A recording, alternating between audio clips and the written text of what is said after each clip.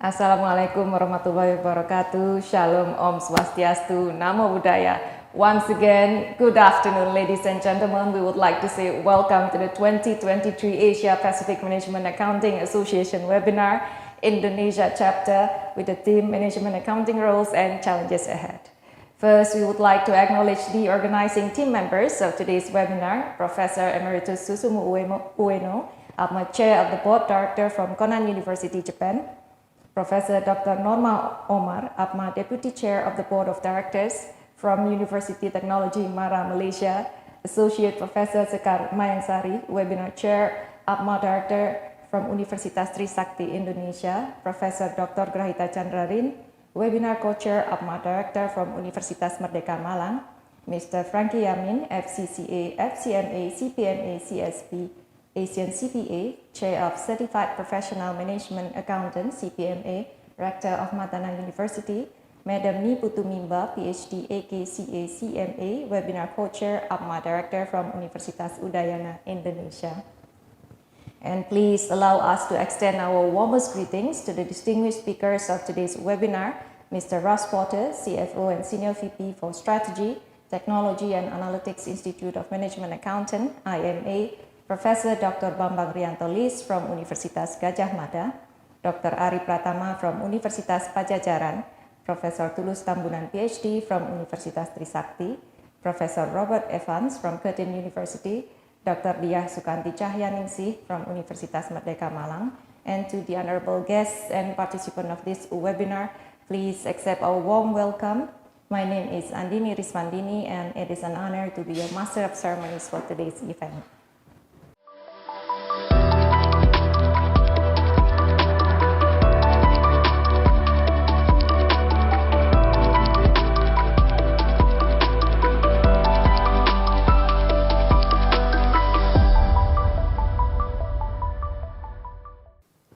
Before we begin with the webinar, I would like to introduce you to the agenda of today's event. First, we will begin the event by listening to our national anthem, Indonesia Raya. Second, we'll listen to the greetings and introduction from Professor Grahita Chandrarin. Webinar address from Professor Dr. Dian Agustia. Greetings from Mr. Frankie Yamin. Greetings from Dr. George Heniro, IMA USA Asia Pacific Managing Director, that will be represented by Mr. Chinto, IMA Asia Pacific Director of Regional Partner Relations. Next, we will listen to the opening speech by Professor Susumu Ueno as APMAA Chairman, followed by Session 1, short break, Session 2, and closing remarks from Professor Norma Omar and Dr. Sekar Mayangsari. Ladies and gentlemen, before we begin with our main event, we would like to invite you to listen to the national anthem of Indonesia, Indonesia Raya. Please observe the proper decorum for the singing of the national anthem. Indonesia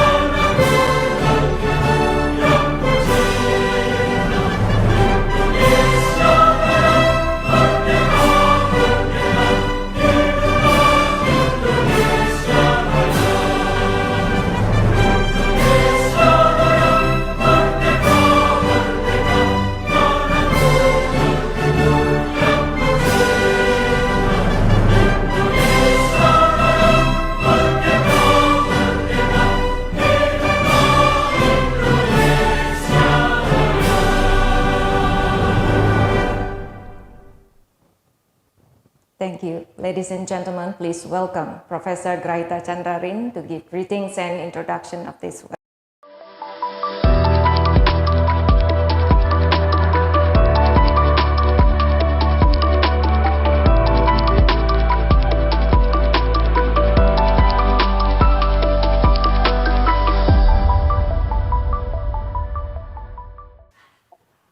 Thank you for the opportunity given to me. Assalamualaikum warahmatullahi wabarakatuh. Good afternoon from Indonesia to all of the distinguished speaker and participant of the APMAA webinar. Welcome to 2023 APMAA webinar Indonesia chapter with the theme Management Accounting Rules and Challenges Ahead. My name is Grahita Chandrarin, Chair of APMAA webinar from Universitas Merdeka Malang, and it is an honor to welcome you to this international webinar. Please allow me to extend our warmest greeting to the Honorable Professor Susumu Ueno, Chair of APMAA Board of Directors, the Honorable Professor Norma Umar, Deputy Chair of APMAA Board of Directors, the Honorable all of APMAA Boards of Directors from Japan, Qatar, Singapore, China, and others, the Honorable Rectors of host and co-host of this webinar, the distinguished Professor Dian Agustia, Chair of Institute of Indonesia Chartered Accountant, Educator Accountant Compartment, the distinguished Dr. Jos Heniro, who is represented by Mr. Jinto, the distinguished Mr. Frankie Yamin, the distinguished invited speaker on today's 2023 APMAA webinar, Mr. Ras Porter, Professor Bambang Riantolis, Dr. Ari Pratama, Professor Tulus Tambunan, Professor Robert Ivan, and Dr. Dia Sukanti Cahyaningsih, all respected guests and participants of today's webinar. Ladies and gentlemen, let's say Alhamdulillah and praise the Almighty God who has given His endless blessing to all of us so that we all can participate in today's APMAA webinar conducted by Indonesia team. And it happened that today, 18 July 2023, it is also the Dies Natalis or anniversary of our graduate school. This Indonesia chapter webinar is the third webinar of APMAA webinar after Qatar in May and Bangladesh in June. We have 4 distinguished guests to give opening speech today, and they are Professor Susumu Ueno, Professor Dian, Mr. Frankie, and Mr. Jinto. Besides, we also have 6 distinguished invited speakers, as I mentioned before. And then webinar chapter is one of APMAA activities in addition to the annual international conference which is held every year in member countries sequentially. As in the previous video, Indonesia was the host country for 2015 APMAA annual conference conducted in Bali. For this year, the 2023 APMAA annual conference is the 18th conference and will be held in October 24-27 at Xi'an Jiaotong University, China. I hope the audience will join and participate in that event as well. Thank you very much, Professor Ueno, for the opportunity given to us in conducting this webinar. Thank you very much for joining the Zoom platform. Hope you have a great time and the APMAA webinar Indonesia chapter today. Wassalamualaikum warahmatullahi wabarakatuh.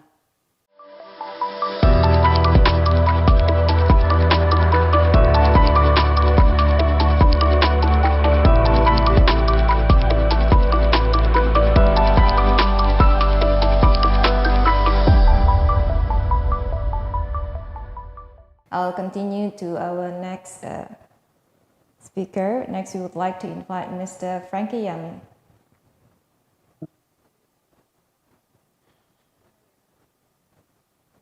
Good morning, good afternoon. Good morning, good afternoon. Honorable organizing team, especially Professor Susumo Uno, Professor Grahita Chandrarin, Professor Dr. Dian Agustia, and the host universities, distinguished speakers, moderator, and panelists of the 2023 Asia Pacific Management Accounting Association webinar.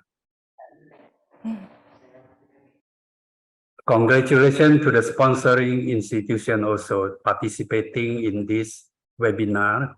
Is APMAA, IMA, IAI, Merdeka Malang University, Trisakti University, Udayana University, and Matana University. It's nice to meet you all here, all academic professionals and practitioners, and also all webinar participants from Indonesia and overseas countries. Greeting to all of you with all the best, wishing you all in good health and to have a great day today. First of all, my sincere congratulations to the organizing team, the Asia Pacific Management Accounting Association, and also the hosting universities, which I have mentioned before, to conduct these webinars with a theme of management accounting roles and challenges ahead. It is both timely and appropriate in this age of digital era, constant disruption, never-ending changes, and uncertainty, to discuss about the role of management accounting and management accountants in relation to digital transformation, ESG, or environment, social, and governance, sustainability reporting, and integrated reporting, which are all the hot topics of high concerns and priority of all countries in the world, of the business community, professional, and also all organizations. Management accounting is very dear to me and has a special place in my heart, as I myself is a management accountant and practitioner. I am a FCMA and CGMA of the Chartered Institute of Management Accountants, also FCCA of the Association of Chartered Certified Accountants, and also in the Executive Board of Certified Professional Management Accountants of the Indonesian Institute of Management Accountants. It is really gratifying to see many professional associations and academic institutions are promoting the importance of management accounting, also the role played by management accountants, and especially about the sustainability reporting and integrated reporting. The Indonesia Institute of Management Accountants, or IAMI, is a leading Indonesia professional association in the development of management accounting knowledge and practicing in Indonesia, which are oriented toward environment, social, and governance responsibility and sustainability. It is a great step forward to have a collaboration between IMA and IAMI, which is signed this morning. We have signed an MOU this morning. Hopefully, there will be more cooperation and collaboration among the management accountants associations and also universities and business organizations to further strengthen the management accounting principles and practices, to further enhance the management accountants' competencies in demand and also the skill set required. We all management accountants have the obligation and responsibility to contribute and to participate in further development of the profession.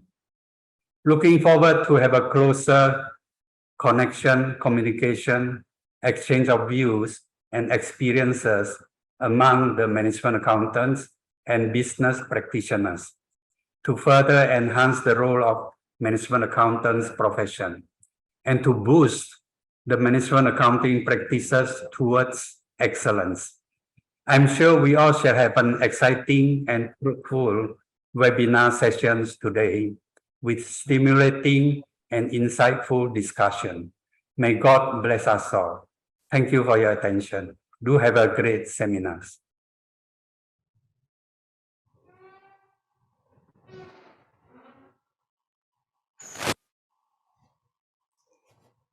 Thank you, Mr. Frankie Yamin. Next, please welcome Mr. Jinto.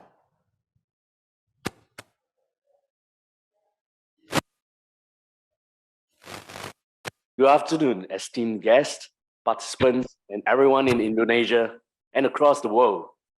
Thank you for the warm welcome. My name is Jin. I'm the Regional Director of Partner Relations, APMAA Asia Pacific. Now, firstly, I'd like to express my heartfelt gratitude to the organizing team members, including Susumu Ueno, Professor Emeritus of Konan University, Japan, Professor Dr. Norma Omar of UTM Malaysia, Associate Professor Seka Mayangsari of Trisakti University, and Professor Dr. Grahata Chandrin of Merdeka Malang University, Indonesia. Thank you for your exceptional efforts in bringing us together for this remarkable event. It is with great pleasure that APMAA joins this APMAA webinar, which focuses on management accounting roles and challenges ahead. Now, in these rapidly changing times, management accounting professionals must swiftly transition from providing governance-type support, such as auditing and statutory reports, to becoming invaluable assets in enterprise decision-making. While foundational tasks must be accomplished or automated, our relevance lies in our ability to provide higher value analysis. Now, today's CFOs and their teams must embrace technology and cultivate analytical and integrated thinking skills to enable value creation. The landscape of business models has undergone significant transformations, and we expect even more economic and regulatory changes in the future. Of course, not to mention the ever-threatening and looming automation. And in the past few years, especially during the COVID-19 pandemic, it has brought immense uncertainty and complexity to businesses around the world. Now, industries face tough questions about their survival, and companies and employees worldwide had to adapt to the new norm of automated work. And that's why we have activities and events like webinars today. But even now, as we are just a couple of years into the post-pandemic era, we continue to question whether the workplace will ever return to its previous state. Organizations now require both organization stewards capable of two things: cost control and value creation.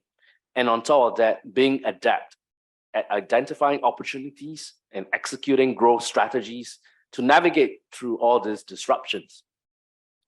The COVID-19 pandemic has significantly accelerated the need for technological competence. It has shown us that businesses must be resilient, and we must be prepared to embrace digital transformations to thrive in the face of all these uncertainties. Now, in a while, you will hear from speakers about the challenges and opportunities of professionals in the digital era. Now, APMAA is honored to be among the speakers, and our CFO, Mr. Russ Porter, will be presenting on the topic of digital transformation. I am confident that the insights and views shared in today's sessions will be relevant to you and in today's context.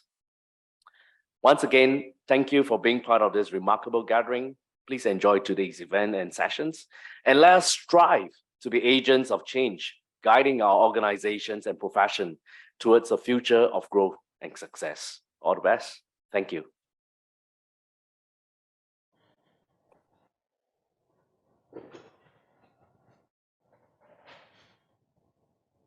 Thank you, Mr. Jinto. Finally, we would like to invite Professor Susumu Ueno as the chairman of APMAA to open this webinar. Thank you. Thank you, Professor Frankie Yamin and Dr. Joshi Hemilo for your greetings.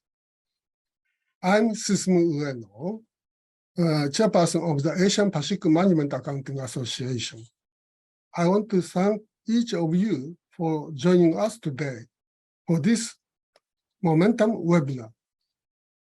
20 years ago, in 2004, we established APMAA to provide an easily accessible platform for accounting academics in the Asian Pacific region, organizing in-person annual conference each year.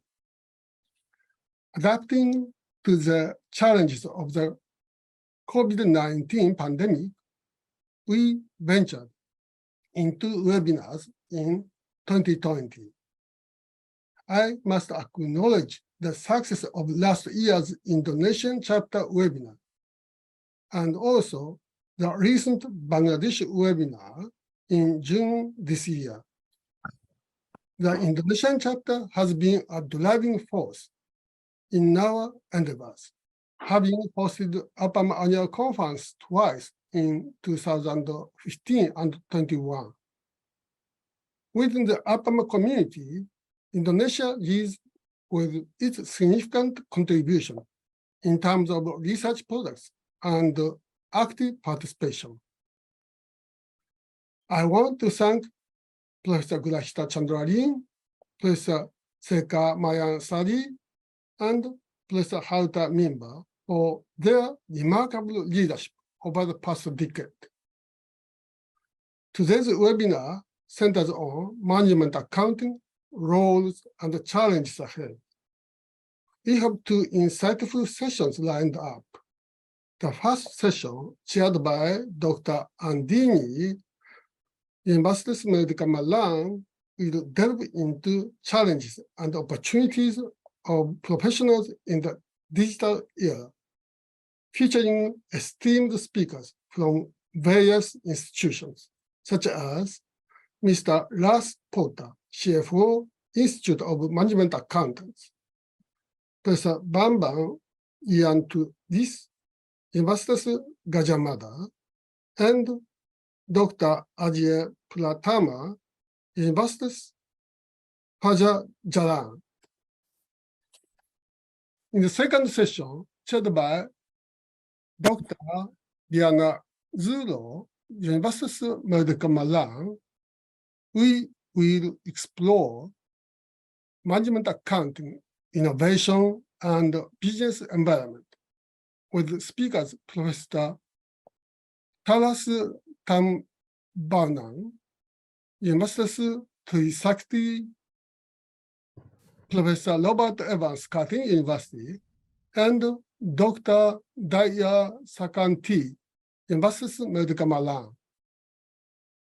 The expertise of these distinguished professors and speakers is truly invaluable.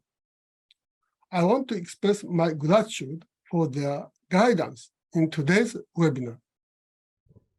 I also want to extend special thanks to Professor Seka Ansari, Professor Gurahita Chandralin, Professor Hauta Mimba, and Indonesian webinar team members for the exceptional efforts in organizing this event.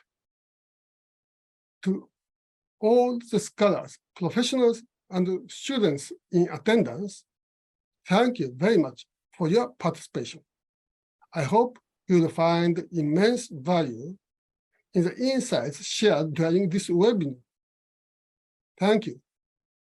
Thank you very much.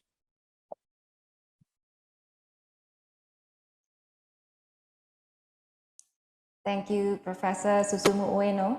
Our honorable guests and participants, we finally begin with our main section of today's event, which is the 2023 Asia Pacific Management Accounting Association webinar, Indonesia chapter, with the theme Management Accounting Roles and Challenges Ahead.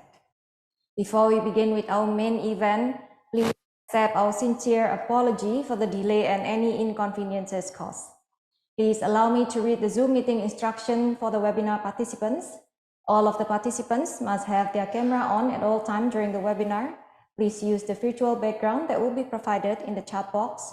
If you have any questions, please feel free to interact with today's speakers. Please type in your questions using Slido application. You can use this QR code in the screen We will share the link for Slido application and the QR code in the Zoom chat box as well. Kindly state your name, your organization, and affiliation, followed by your questions. I'll read the questions at the end of each speaker presentation.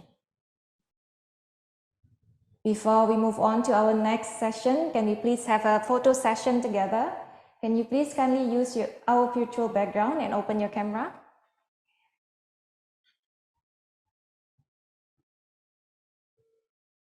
Okay, I will count 1, 2, 3, and our IT staff will take the screenshot. Okay, 1, 2, 3. Okay, for the first slide, we have the second slide. Yes, third slide, fourth slide, smile, please. Okay, fifth slide. I think that's about it. Thank you very much. Okay, ladies and gentlemen, to start with the main event of this international webinar, I am pleased to introduce our first speaker, Mr. Ross Porter.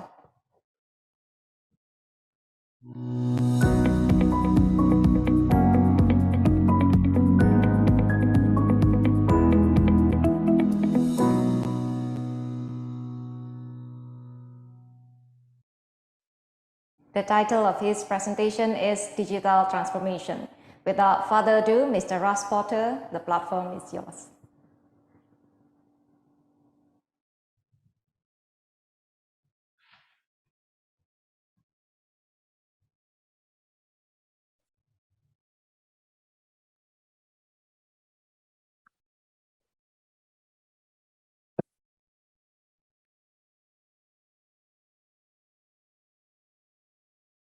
To take our jobs. Hi, everybody. I'm Russ Porter, the CFO of the Institute of Management Accountants. And that sentence is a sentiment that's not new. In fact, it's been around probably for the last 30 years since computers and the internet became of age and started being a part of the business process of modern times. I'm here today to discuss with you one of the most significant trends in the accounting and finance profession, the continuing increase in digitization within business and within our profession. Over the next 25 minutes or so, I'd like to share with you a little bit of the history, where I think the profession is today, and where I think we're going in the face of emerging technologies. Let me take you back to start, though, to a time before most of you were probably born. The pre-internet era. This was a time when Lotus 1-2-3 was considered high tech, and Microsoft Excel didn't exist yet. Indeed, Microsoft barely existed at the time. Books and records were often done by hand, frequently using the same worksheet formats that we're familiar with today, but special books existed with debit and credit columns and separate account pages to keep track of entries. And a lot of time was required to produce any type of consolidated results. Sophisticated companies used computers and programs, but even these had poor interfaces, including punch cards to put transactions into the computers for calculation. But then the spreadsheet came. Early on, these were so powerful, you could put tens and tens of rows into them to try and make sense out of data. People at the time said that this would be the end of accounting and bookkeeping, that the average user could keep track of their own accounts, and we wouldn't need CPAs or finance professionals to help anybody. But here's the secret that we don't talk about today. As the ability to handle more and more data increased, so did the opportunities to do more with that data. As computing power and applications grew, so did the ability to do more complex analysis, the ability to incorporate more data, and the ability to answer questions that would have taken excessive amounts of time in the past. And it wasn't just financial data that grew. Operational data increased exponentially at the same time. With the adoption of internet protocols and the creation of application programming interfaces, or APIs, suddenly computer applications could talk to each other, could share data more seamlessly. The rise of enterprise resource planning systems, or ERPs, is a legacy of this era, including the offerings that we often talk about from SAP or Oracle. These ERPs were designed to bring together information and process from all over the company to make a seamless group of transactions that were recorded and reported properly across the enterprise. Big companies went with those ERPs, while smaller companies might have focused on function-specific applications that worked to allow integration with other function-specific applications to make the equivalent of an enterprise system. Now, that's enough history, because essentially that's where we are today. We're in the era where computer applications are talking to each other and information is flowing throughout the organization. Now, over the last couple of years, a lot of the emphasis within our profession has been on making sense out of a larger and larger data volume, incorporating and blending financial and non-financial information, and finding new ways of presenting that information in ways that different users can understand. Let's take a look at all three of those, the three V's of modern data. First is data volume and velocity. So you get 2 for 1 here. Spreadsheets are great, but few can handle the amount of data created by even the smallest businesses today. Customer records, supplier information, transaction data on both the inbound and the outbound side, HR data. You can't effectively manage a company using only Excel today. More and more often, companies are relying on databases, transaction processing systems, procurement tools, HR systems to handle the volume of information that a company needs to satisfy its reporting and recording requirements. More advanced companies even turn to statistical packages to sift through and understand their data, including finding anomalies, analyzing customer purchasing behaviors to help marketing, or even rooting out potential fraud within their supply chain. Having the skills to tabulate, filter, and analyze data in order to transform it into actionable information is a key skill for today's management accountant. Next, the blending of data. This, I think, is one of the underappreciated areas where management accountants can add incredible value. There's a vast variety, that's the V, variety of information swimming throughout most companies, but it's rarely seen and it's almost never used as effectively as it could be. Some examples. If your company has a website, how many people are visiting? How many of those visitors are returning visitors? How many of those returning visitors are actually buying from your company? That's information and statistics that you can use to help tailor your offerings a little bit better. If you're a manufacturing company, what's your manufacturing defect rate? How does that relate to your scrapped inventory, to your overhead, to your production volumes? If your company takes returns in the retail space, what's the return percentage? How much does it cost to return something to a factory? Is it even worth it to take returns, or do you need to alter your return policy and maybe only do takebacks when it makes sense financially to do so? These are all questions that require the blending of data from the operations of the company, as well as understanding and reporting on the financial implications. By blending operational and financial information enabled through the digitization of our economies, organizations can make better decisions about their underlying processes. Now, third, it's visualizations, presenting information. Communication is another underappreciated skill in the education of today's professionals. When we're presenting information, we are usually working to influence our organizations in some way. We're all sellers. We want them to make a certain decision, to act on an initiative, or even just to be informed about the topic we've been asked to talk about. Now, the more interesting we can make our presentations, the more likely they are to be listened to And the more our audience understands the message and our rationale, the more likely they are to act on our recommendations. That's why data visualization is becoming a key skill. As accounting and finance professionals, we're accustomed to working with numbers and tables and spreadsheets. But we need to remember that often our audiences, they don't have that same bias. Making something jump off the page requires it to be seen and visually, sometimes obviously, and that's where graphs and charts can be useful. Now, this is not always easy. Picking the right visual to show the right message takes time and a little bit of diligence in trying out different types of analysis. My own rule is that simpler is better, but sometimes we do need to do a complex visual to get a point across. And the key there is to help step our audience through the graphic to make sure that they can understand and follow the story.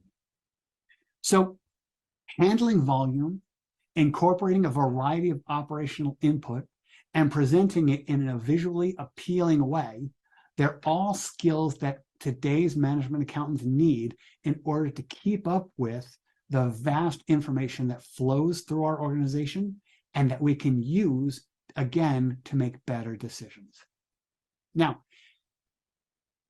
in today's world, what's a management accountant to do to try and keep up with all of this, or catch up with the developments that have already happened? Well, there's a 4-step plan.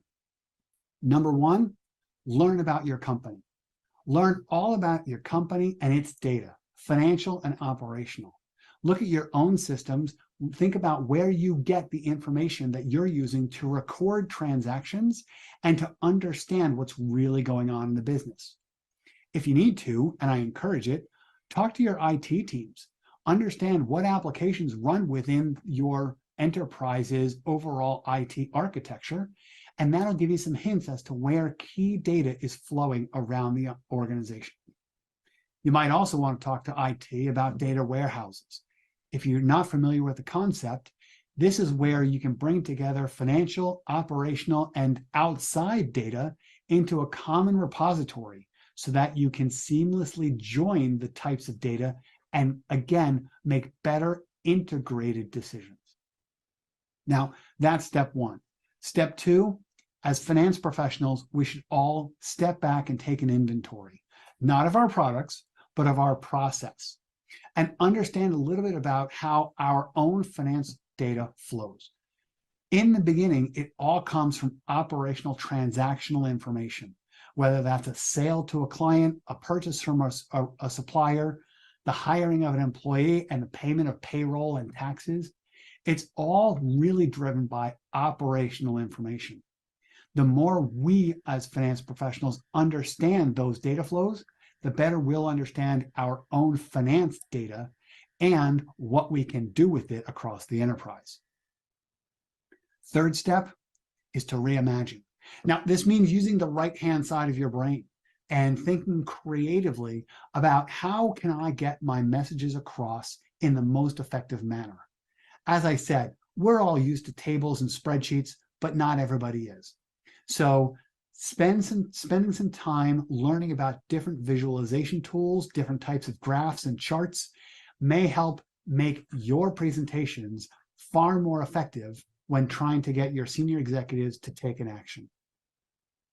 Finally, if you're in leadership, you need to invest. You need to invest in your teams and in yourself. Today's technology is not the technology that we grew up with. It's not the technology that when we started in our companies, we were learning. It's different. It's mobile. It's transparent. It's persona-based, where people can get any information that they might need to do their job, but also only the information they need to do their job. And it's a very different paradigm. And today's generation, the new candidates leaving universities today, they grew up with a type of technology and information flow that perhaps those of us in leadership may not be quite so used to. So invest in your team, understand that this investment is like two-way mentoring. We've got a lot to teach the new university graduates, but we've got a lot to learn from them as well. So if you're a leader, invest. So where are we today? And what are we thinking about today? Well, if you're like most people, the thing you're thinking about is ChatGPT and the rise of artificial intelligence. Artificial intelligence is a phenomenal new technology with a lot of potential, but it's not quite where everybody thinks it is today. When we talk about AI, we're really talking about the large language models, ChatGPT. There is robotic process automation, but what's in the mindset of people today is these capabilities to talk to people in their natural language and in a variety of natural languages and interact as if we were interacting with a human.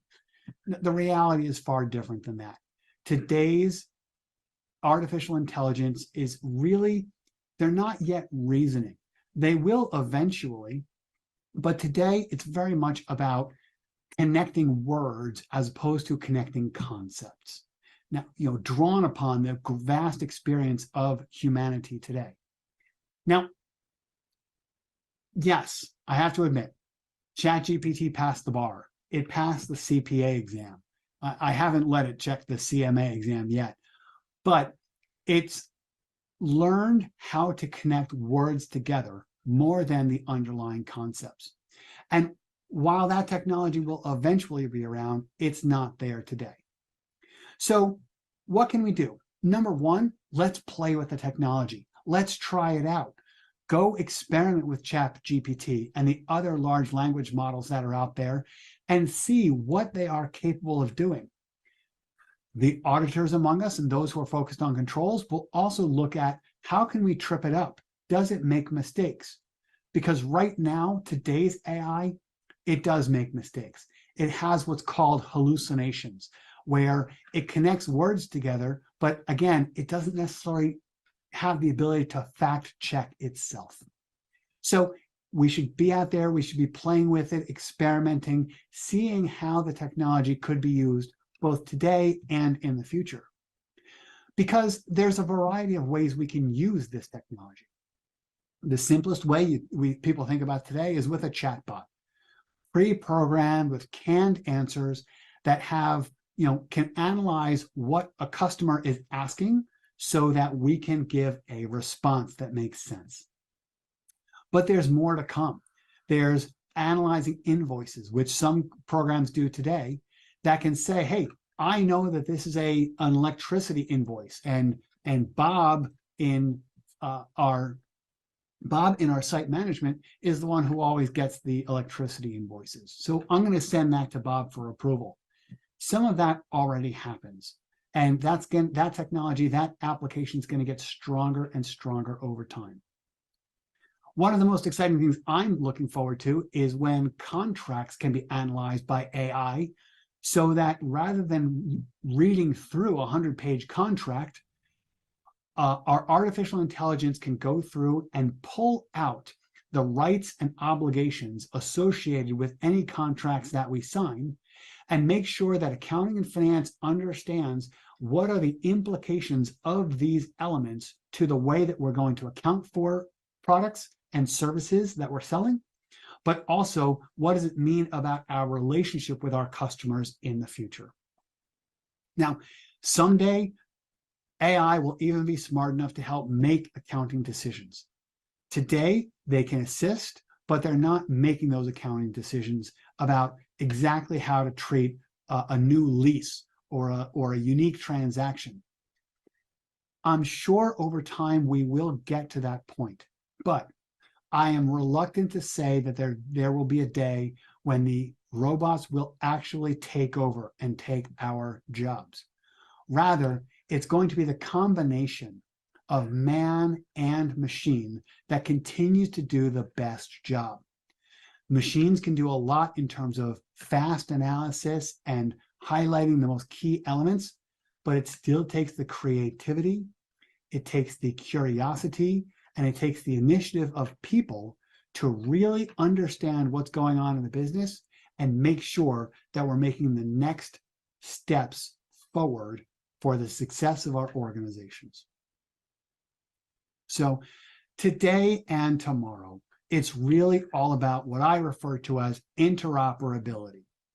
It's the ability of our information systems to talk to each other and to pass meaningful information between the systems and the people who are running those systems and the related process. When I think about interoperability, it's really three things. It is people, process, and technology, and in that order. The people come first because the people are the ones who are making the decisions, who have the intuition to know when something just doesn't feel right, that computers may never develop. Process is how we get information, how we make those decisions, and how we implement those decisions. And of course, the technology should be implemented to support the people and the process that really run the business, not the other way around. Setting up a technology and then designing the process around it often leads to clunky, ineffective financial and operational information systems.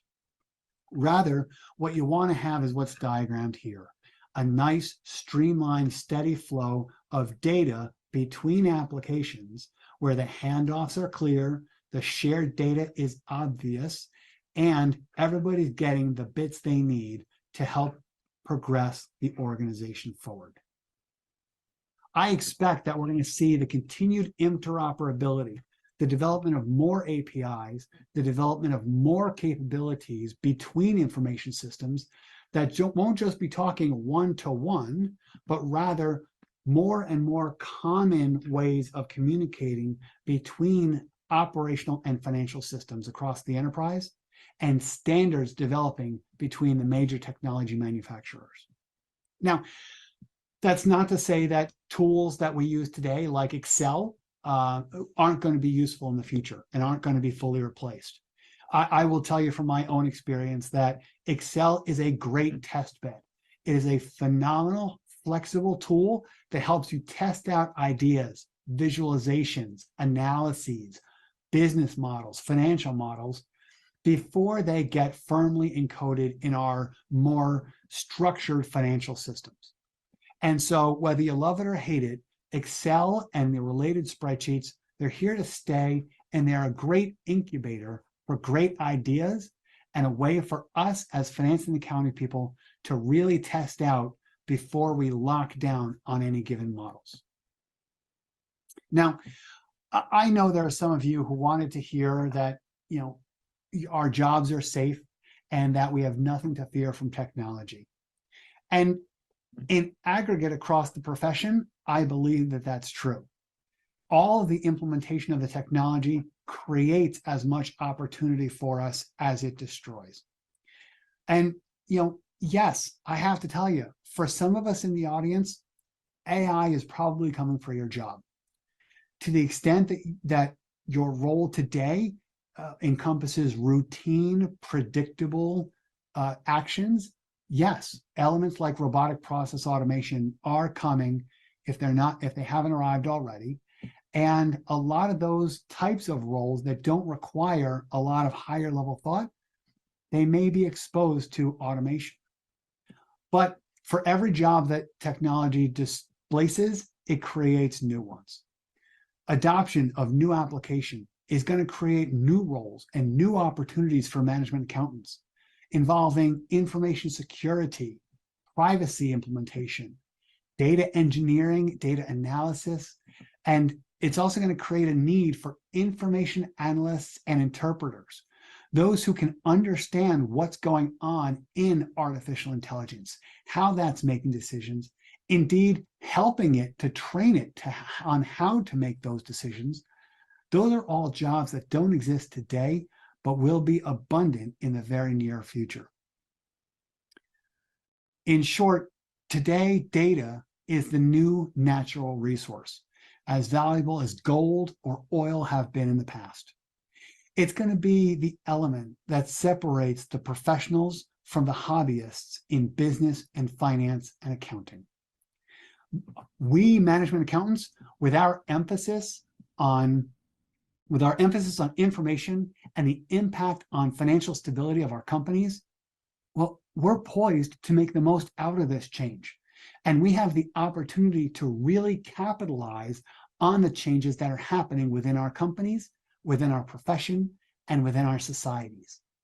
There is incredible potential within the profession to leverage these developments, to act as the integration point for data flowing throughout our companies, and to demonstrate our expertise in helping make great decisions for our companies, our organizations, and our communities.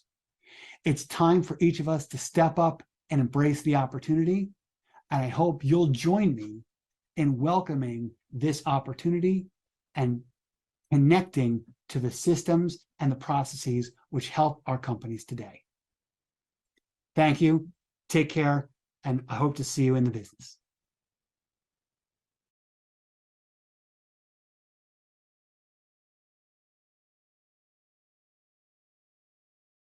Thank you, Mr. Ross Porter, for a very insightful presentation. Now I'll open the Q&A session. I'll read the questions from the audience. Okay, so far we have 3 questions here. First from Asa Adigrahita from Universitas Merdeka. Is it possible for us to let AI to do clerical accounting work and we only do managerial analysis and decision making? Mr. Jinto will answer the question. Mr. Jinto? Yes, I'm here.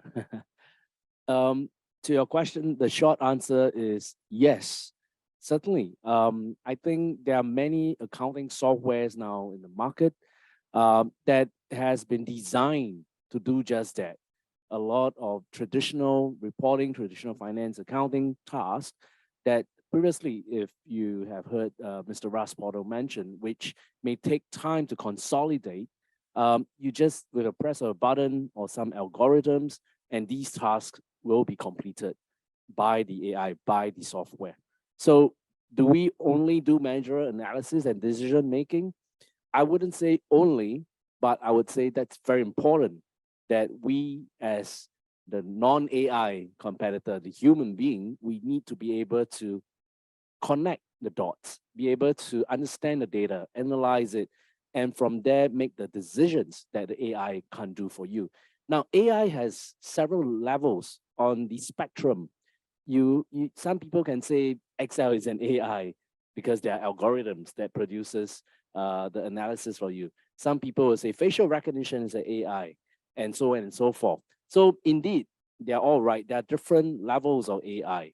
And we have to understand which levels of AI is suitable for accounting or will be creating value for us. But there's a limitation because at the end of the day, the AI can only analyze and provide you options. And they do not understand the background, the context.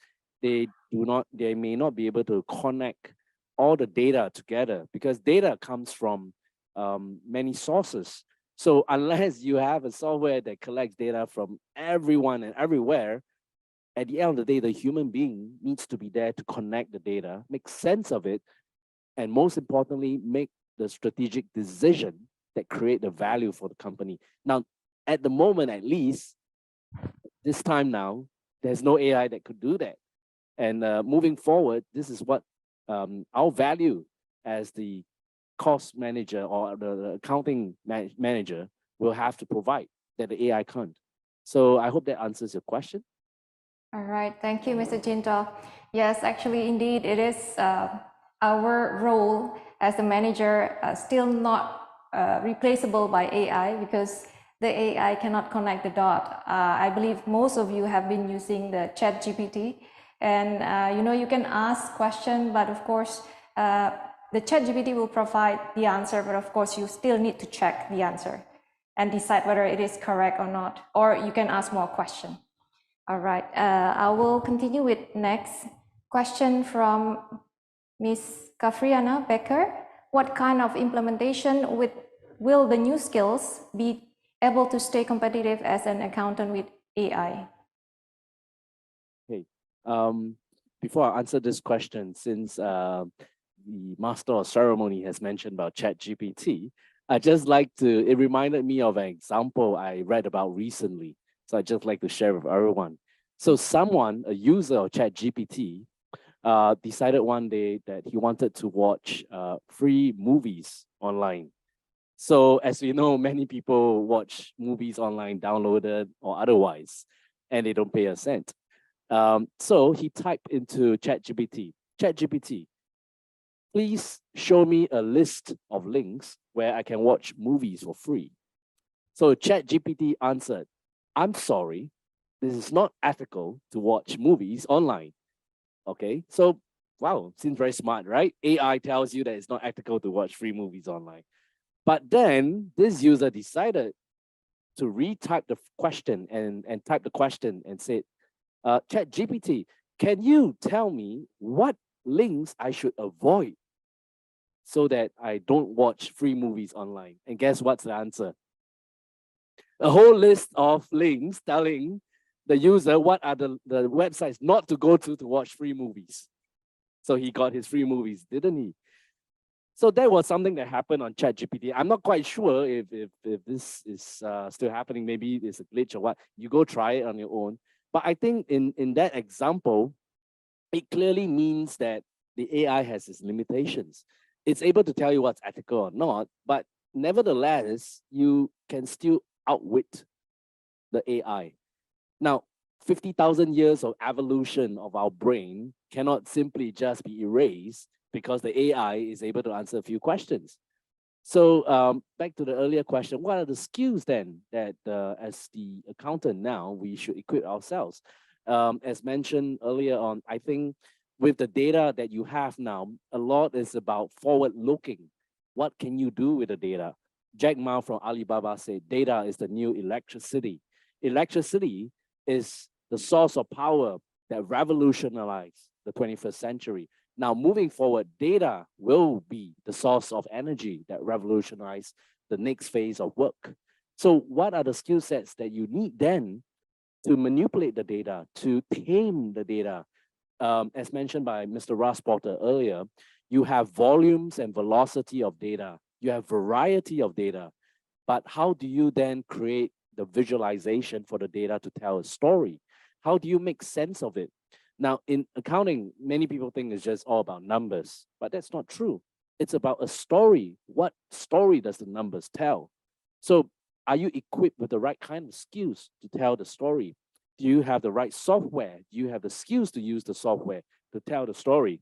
And finally, do you have the analytical power to recommend to your CEO or to your manager what is the right decision to make based on the story that will benefit the company, that will benefit the consumers? So I think these are skills that I would say largely are human skills, but the other 50% would be skills in terms of financial performance analysis, strategic thinking, how you as a person can value create more than just doing the financial reporting aspect. So I hope that answers your question. All right. Thank you so much, Mr. Jinta. Let's move on to the next question from, okay, what kind of implementation? It's answered already. From Dara, Universitas Merdeka Malang. What about the security of accounting data in the digital era? How about the security?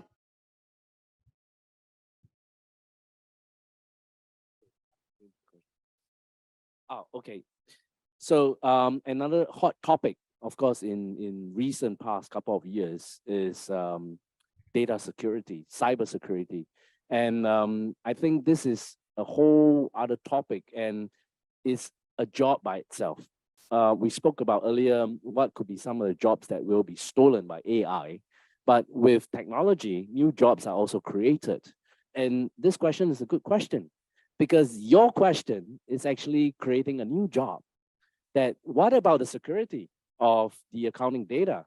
Since now that AI is doing all the job, then what do we do next?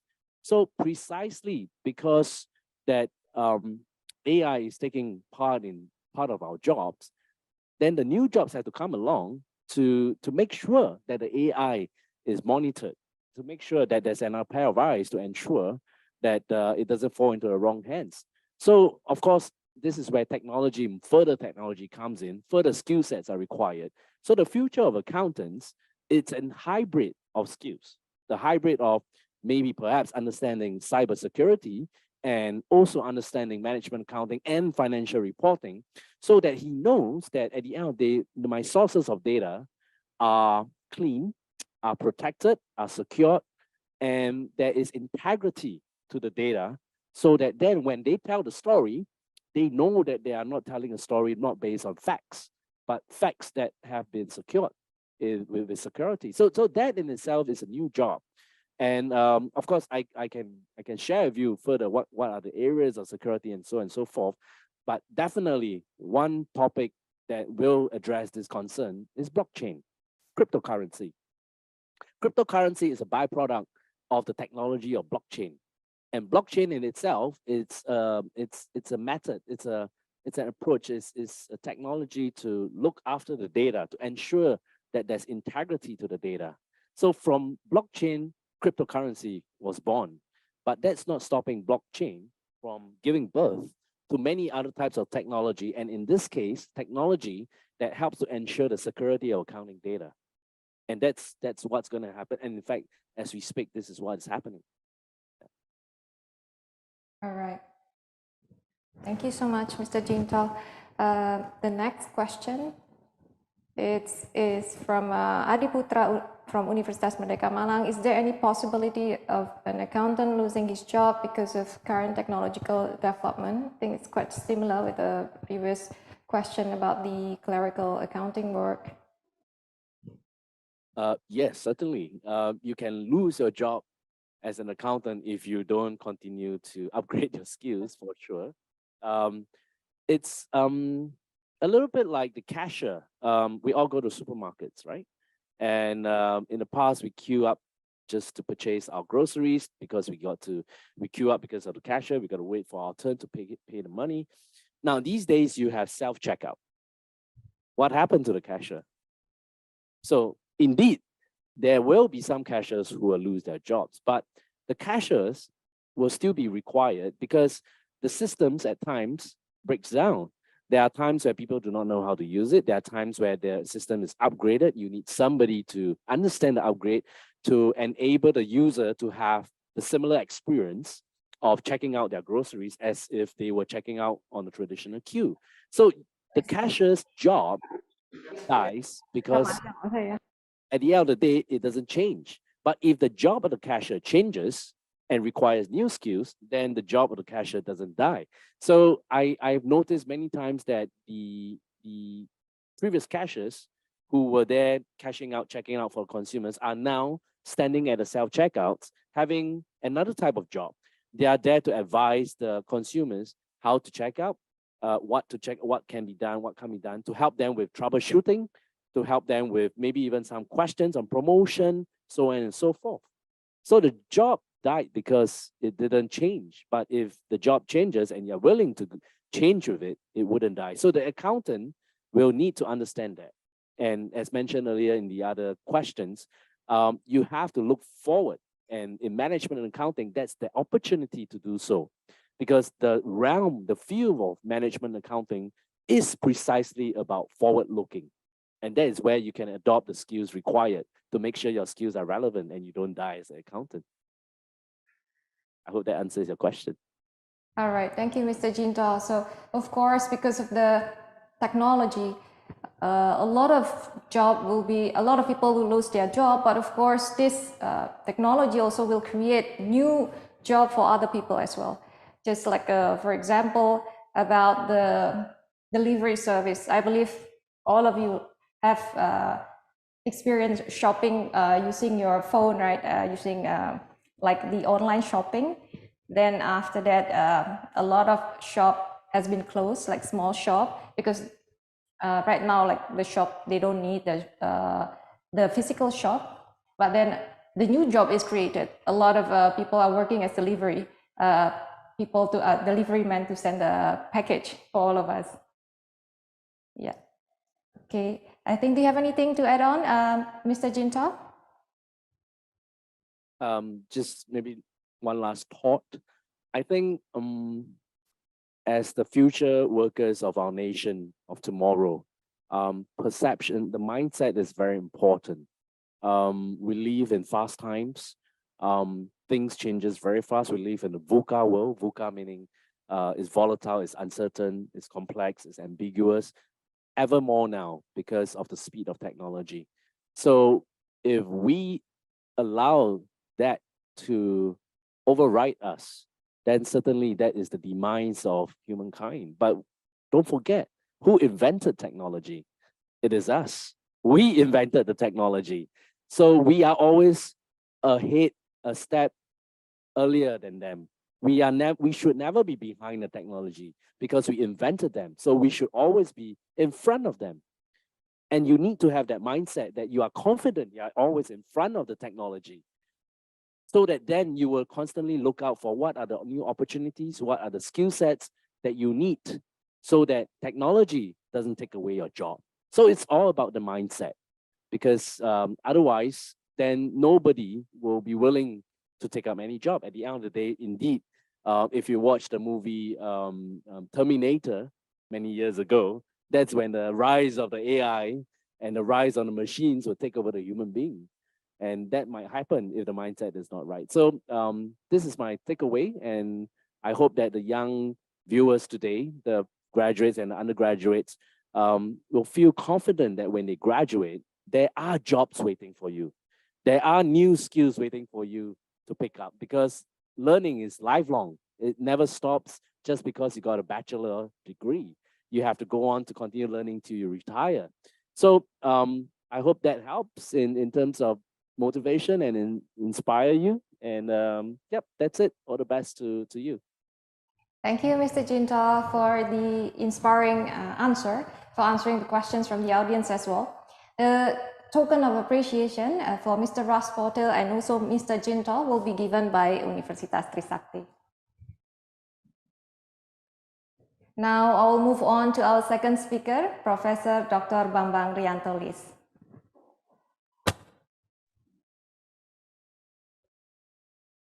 Is it now?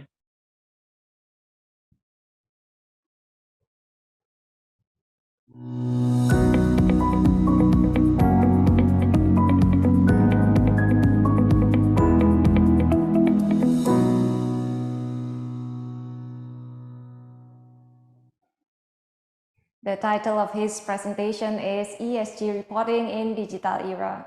Professor Bambang Riantolis, the platform is yours. Well, thank you very much. Good afternoon, everybody, especially here. Well, good afternoon from the western part of Indonesia. Anyway, thank you for the opportunity to share my experience and what I learned in this area for the past 15 years. Okay, it's a great opportunity for me to share with you what the new things in addition to the digital revolution, the new things that accounting students have, especially management accounting student has to learn. I need a permission to share my slides.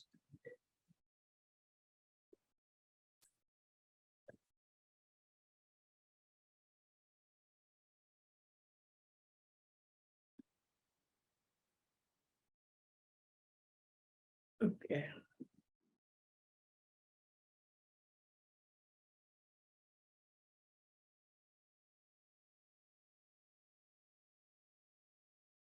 Well, my topic this afternoon is ESG reporting in the digital era, opportunities and challenges in Indonesia. This is actually the material that I am presenting today.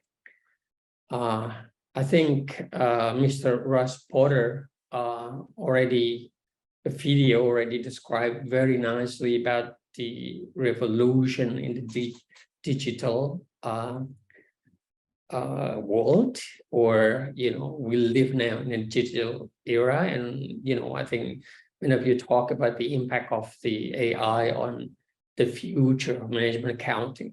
Okay, I will mention briefly about how the digital revolution impact the ESG reporting, okay? Of course, in a positive way, okay? But then my focus, although my title is, ESG reporting digital era, but my focus on presentation today is more on the trend and global, what do you call that, a demand for ESG reporting and in Indonesia. Okay. But then I briefly mention about the impact of that, technology, information technology in general on the ESG reporting. Remember back in 2010-ish, okay, I was still assigned at the Supreme Audit Institution, and at the time I arranged a training for auditors to conduct environmental audit, and I trained the auditors in the satellite remote sensing. So already back about 12 years ago, I already I already prepared auditors to be familiar with the use of technology to assess or measure the level of deforestation in Indonesia. Okay. Also, back before that, I was involved in the use of the same technology, satellite remote sensing, to assess the success or the effectiveness of a social responsibility program of a company, of a mining company here in Indonesia. So actually, this technology has been there for a while. Well, the advance in information technology, okay, as we live in the digital era, actually, it enables us to prepare a more accurate ESG reporting. We'll get back to that later a little bit, but in general, the use of information technology will increase the speed and coverage of data collection, enhance the quality and measurement, and facilitate communication and public participation of the reporting. And if we see here, actually, this is what I'm presenting today, that ESG reporting covers 3 important areas, okay? Corporate social responsibility, okay? Environmental sustainability, okay? And governance or transparency issues, okay?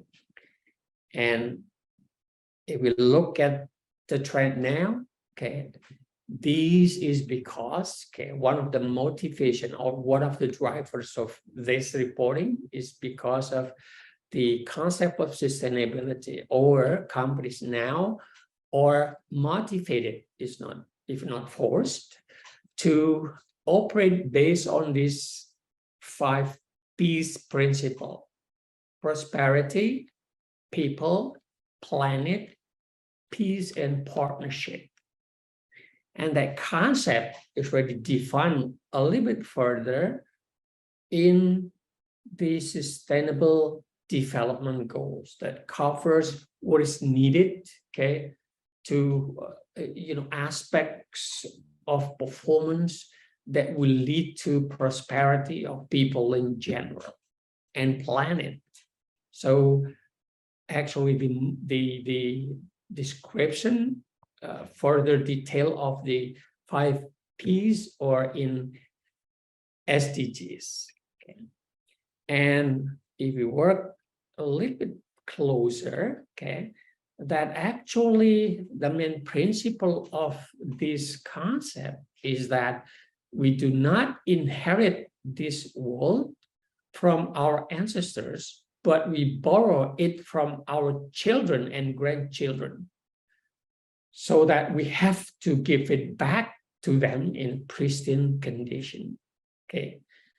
Or in the world of UN World Commission on Environmental and Development, meeting the needs of present generation without compromising the ability of future generations to meet their own needs. Okay, so this is the main philosophy of this, 5Ps principle.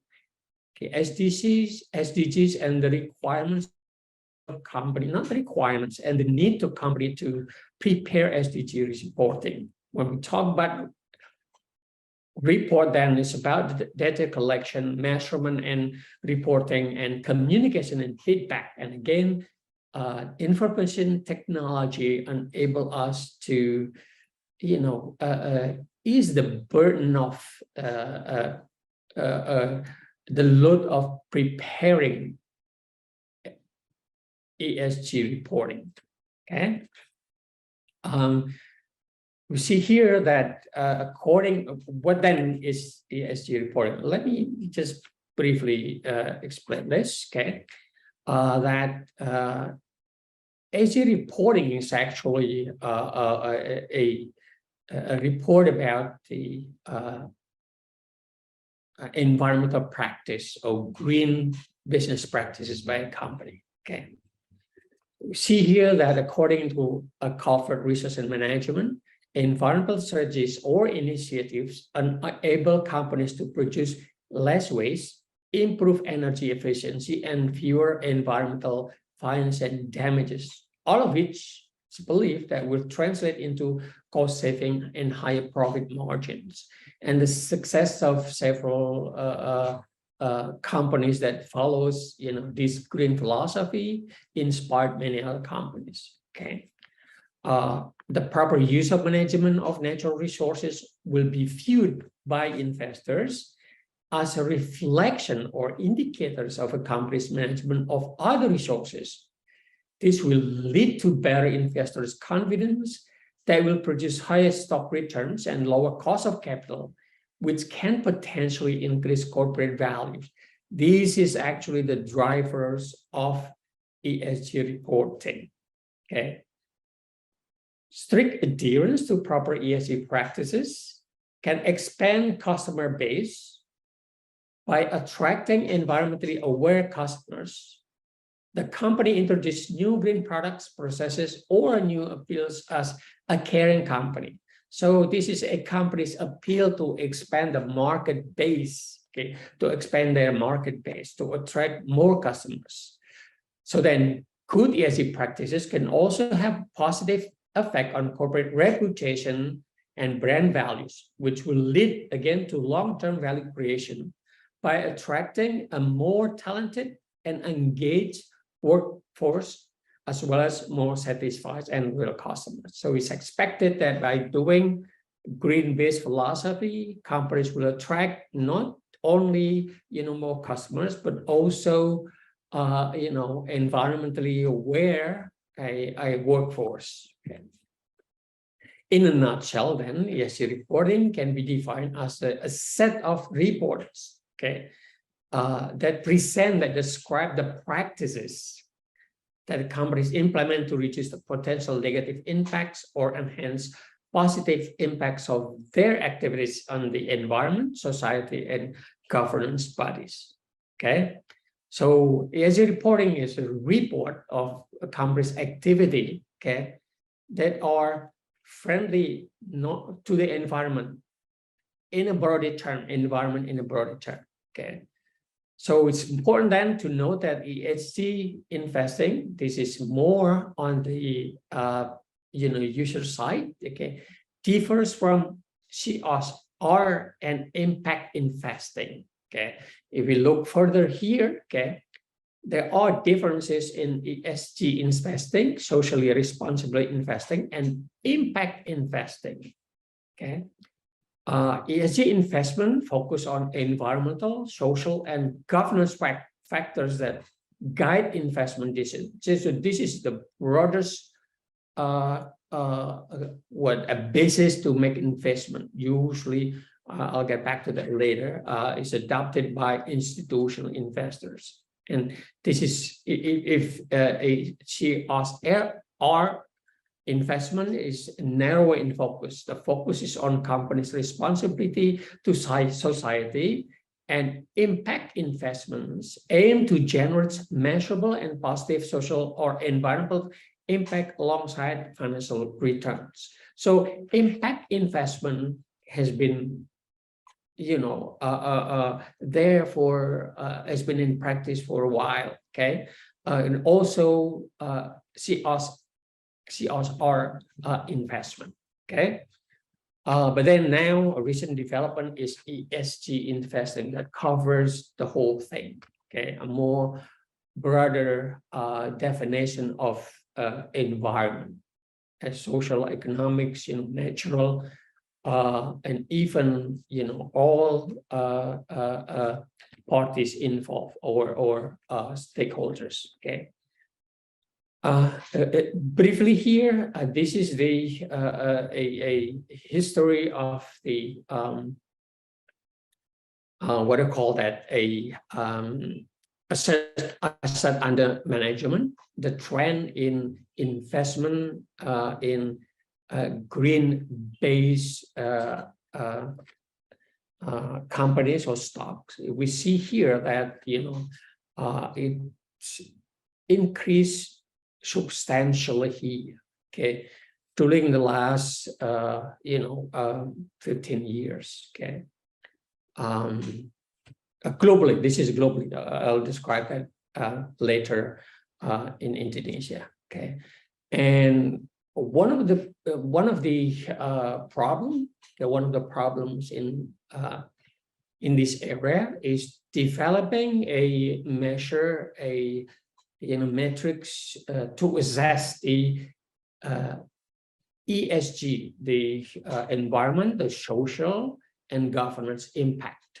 Okay, at present there are many framework, many approach to measuring these environmental, a social and governance impact. Okay, this is, for example, MSCI ESG score.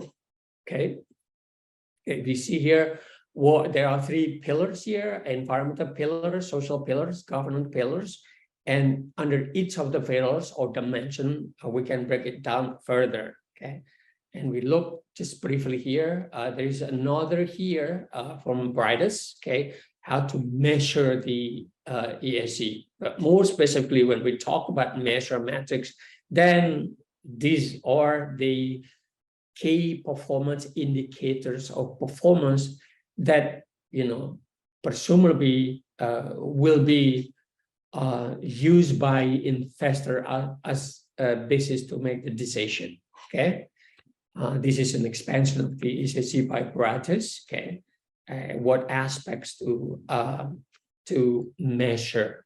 Okay, what dimension to develop to make or to prepare ESG reports. Just briefly here because of the time. Okay, so those are a little background about the demand for ESG reporting and the difficulty the difficulty in measuring the ESG aspects of ESG. Okay, and in general, these are globally the challenges or problem of ESG reporting.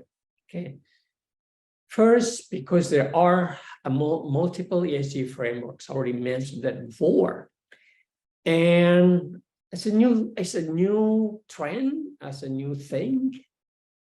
Well, it's a thing now for companies. Okay, it's still evolving. Although, well, I will talk about it, a little bit later.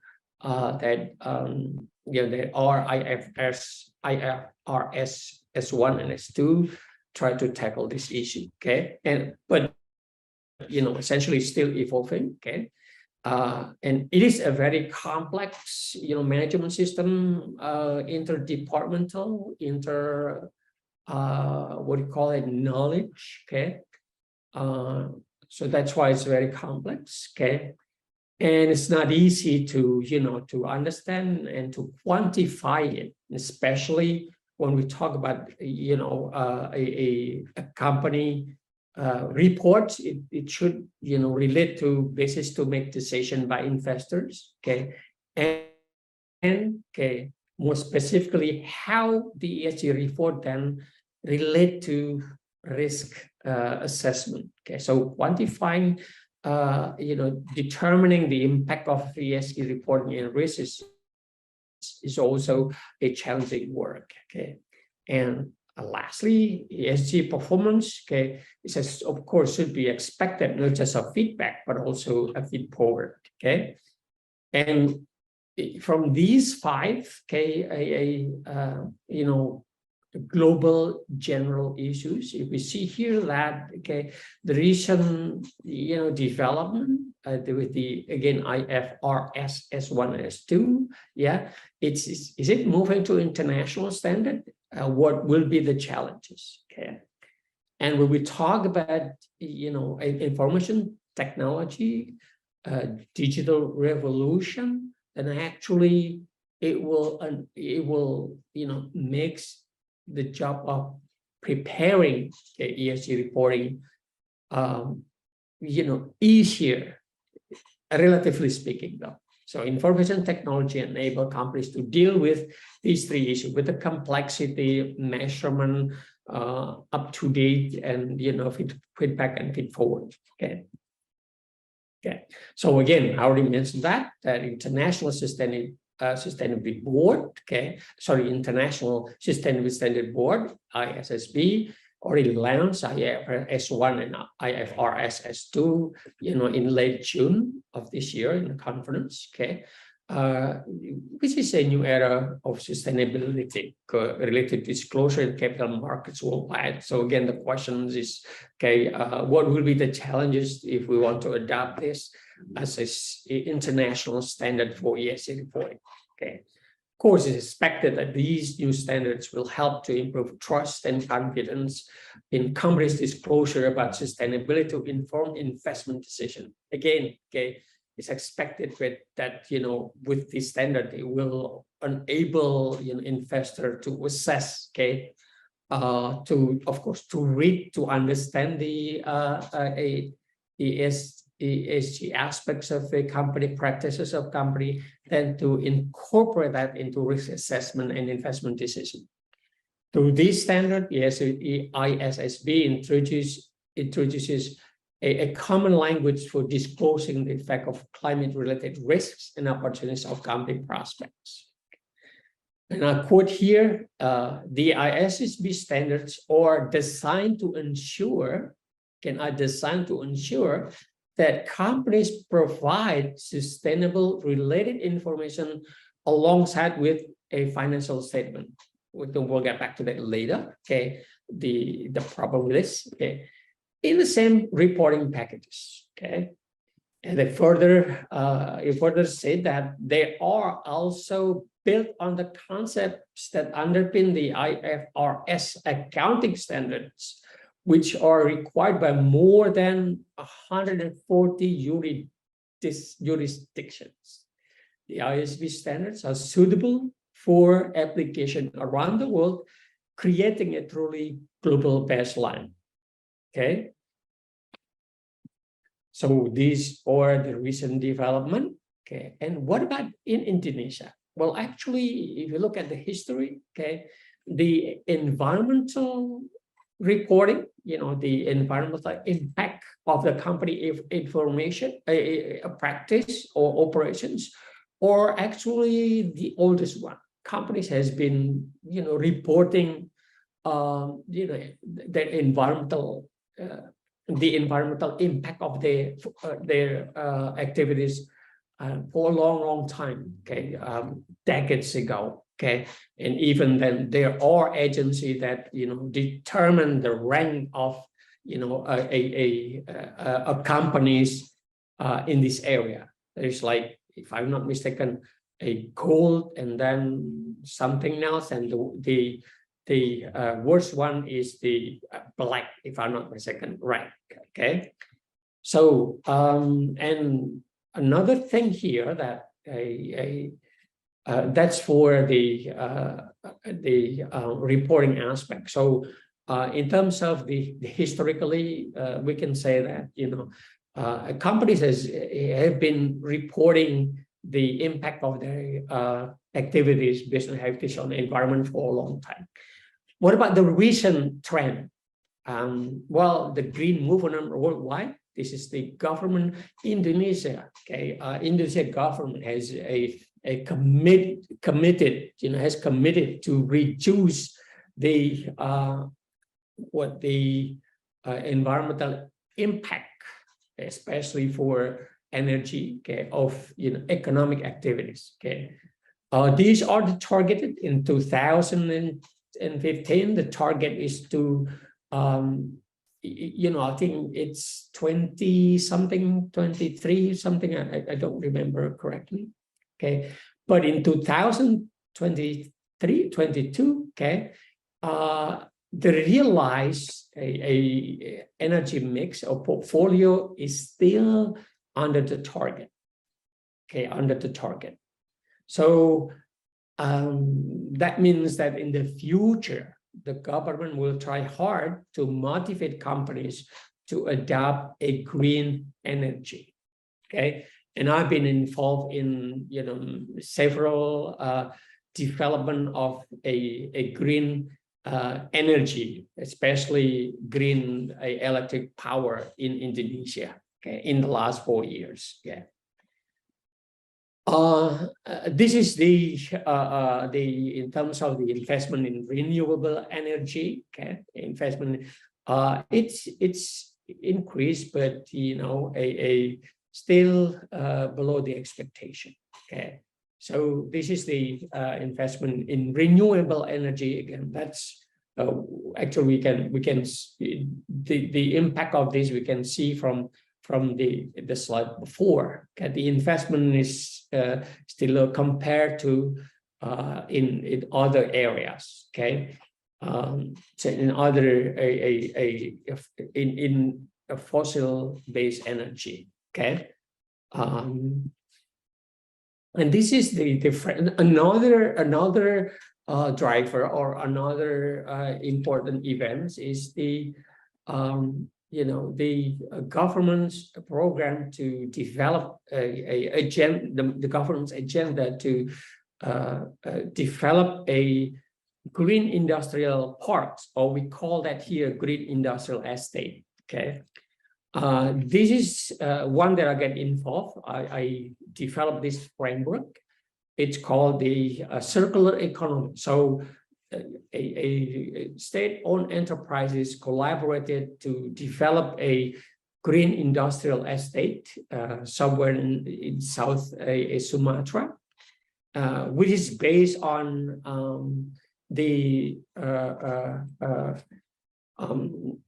what is called the circular economic principle. Okay, this is the framework that I developed. So that in that green park, in that industrial park, these that will be adopted. Okay, the development of a green industrial park or estate. Okay, from the value chain perspective, and that this will require adoption of technology, not just the technology that are environmentally friendly, not just the technology, but also education for a company, recruitment for those who are environmentally aware. Then, okay, the industrial complex or park should embrace the society so that it will not, you know, give a negative impact, but instead give a positive impact to the society. So this is the framework that I developed last year for a certain green industrial park here in Indonesia.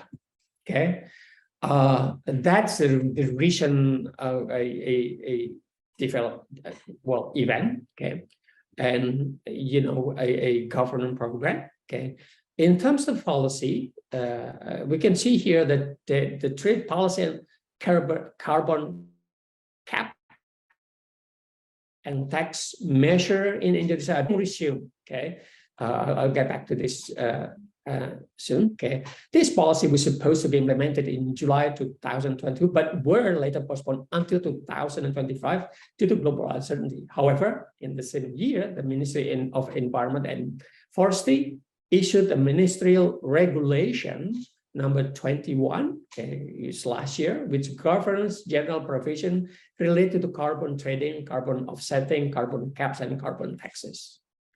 The Minister of Energy and Mineral Resources has also issued a ministerial regulation or permit number 16, which last year, which sets provision on how this initiative will be implemented in the energy sector. Okay, the plan will be divided into the phases. The first phase starting from 2024 to 2024, 2023 and 2024, focusing on coal-fired power plants. The regulation also establishes sectoral carbon limits for the energy sector, which are divided into several levels based on the size and type of power. So this is the regulation that is adopted. Okay, that there will be a cap in terms of the carbon that should be a maximum carbon that is purchased by a company.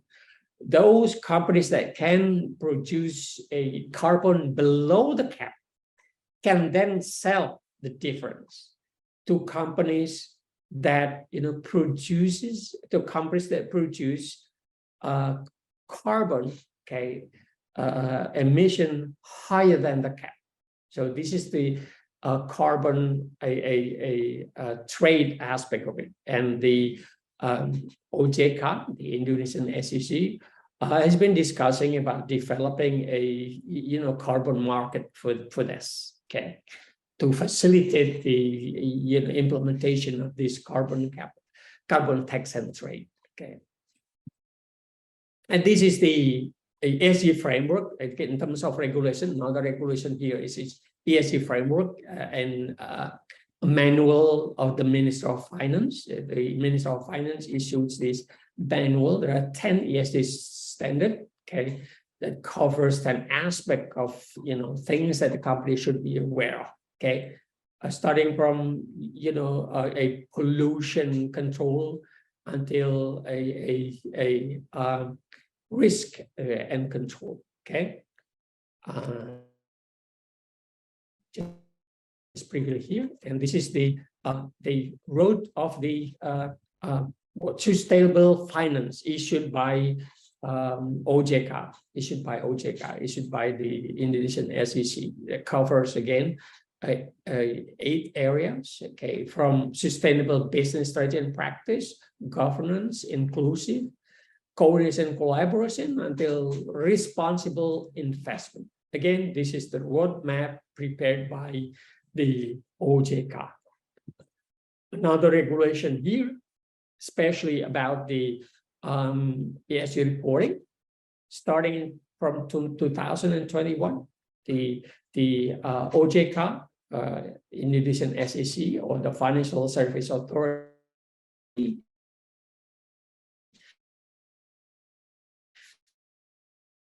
through regulation number 15, sustainable report. Okay, these requirements were emphasized by the OJK letter number 16, 2001, on technical guidelines for the preparation of annual reports and sustainability reports. Okay, for issuers and public companies, which highlight the submission of sustainability reports. Okay.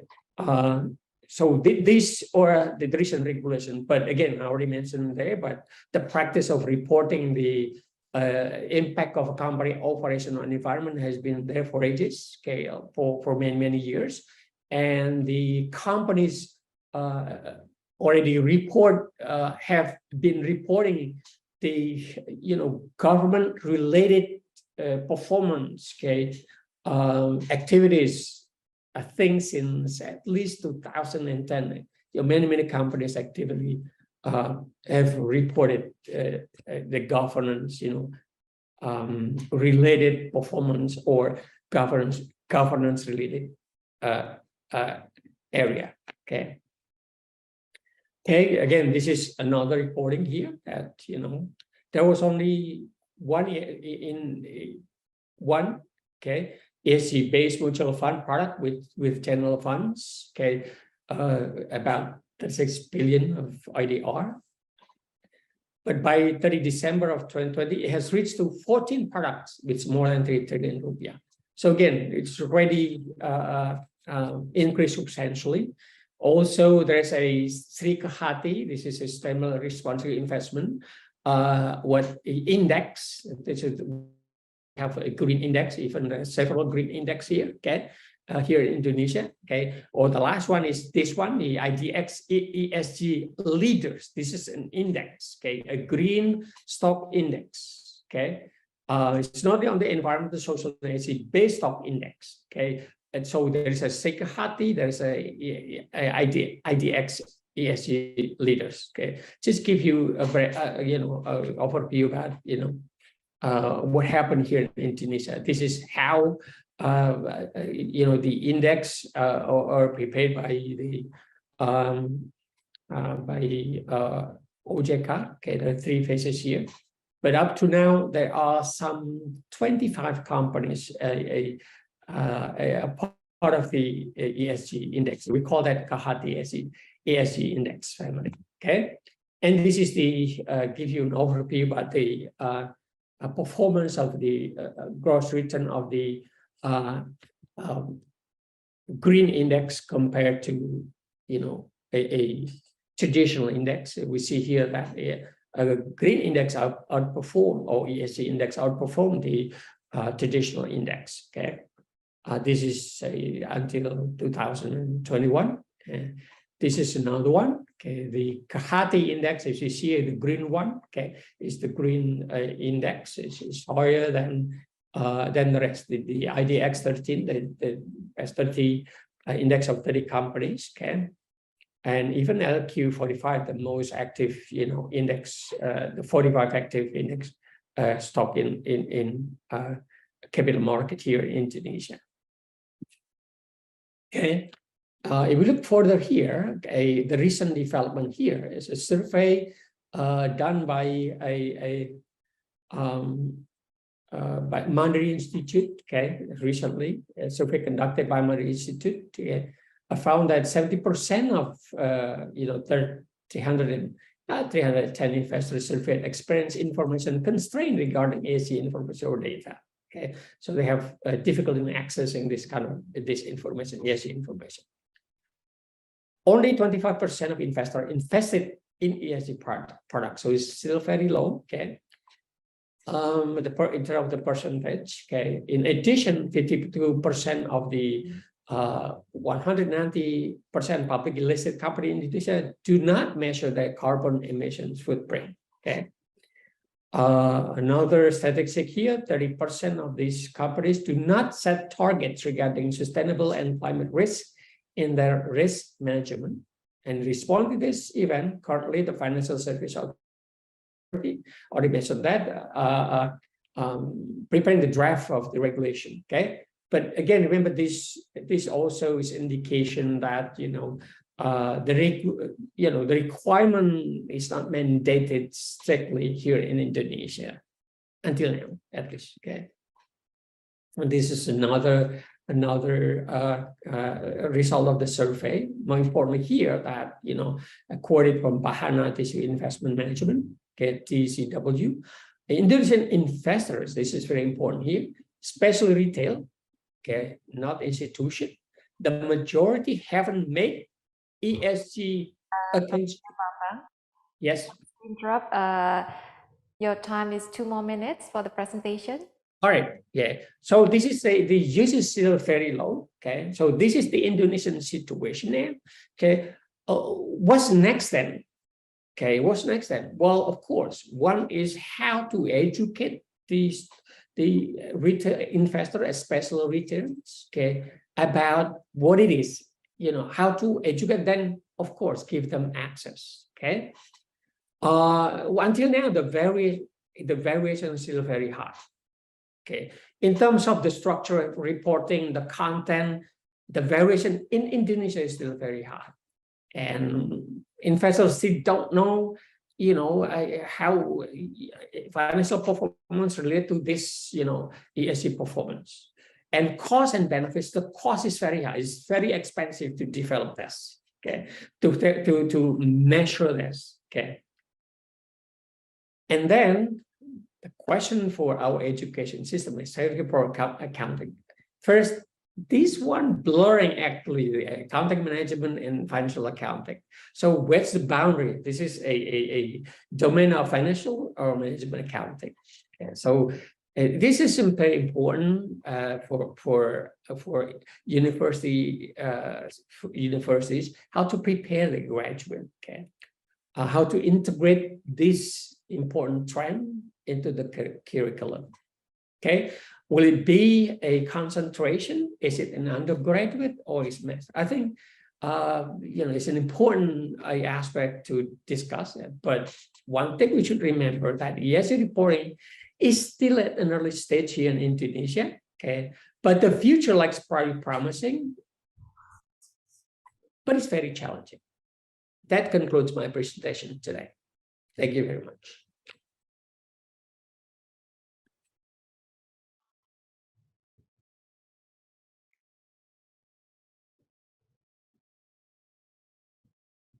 Thank you, Professor Bambang, for a very insightful presentation. Now I'll open the Q&A session. I'll read the questions from the audience in our Slido application. We have some questions here.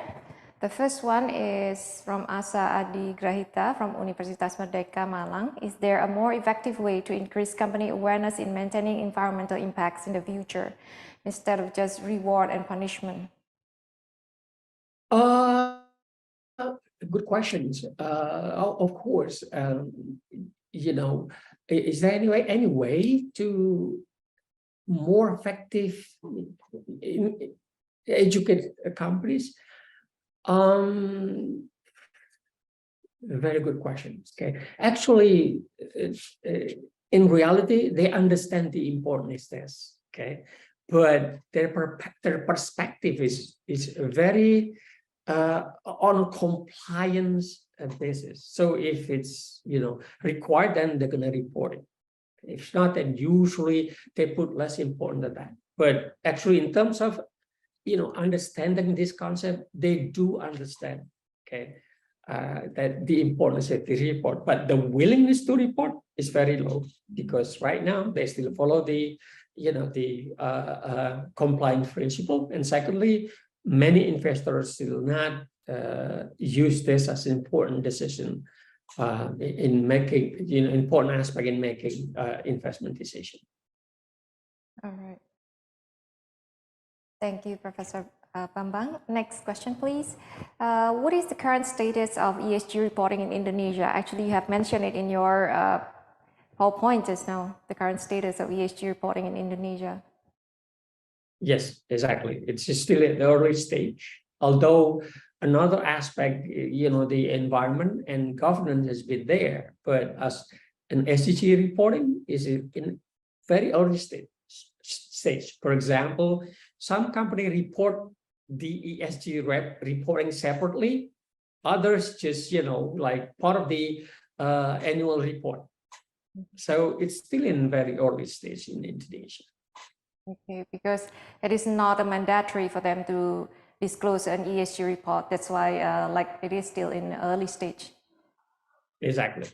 All right, thank you. Next question, please.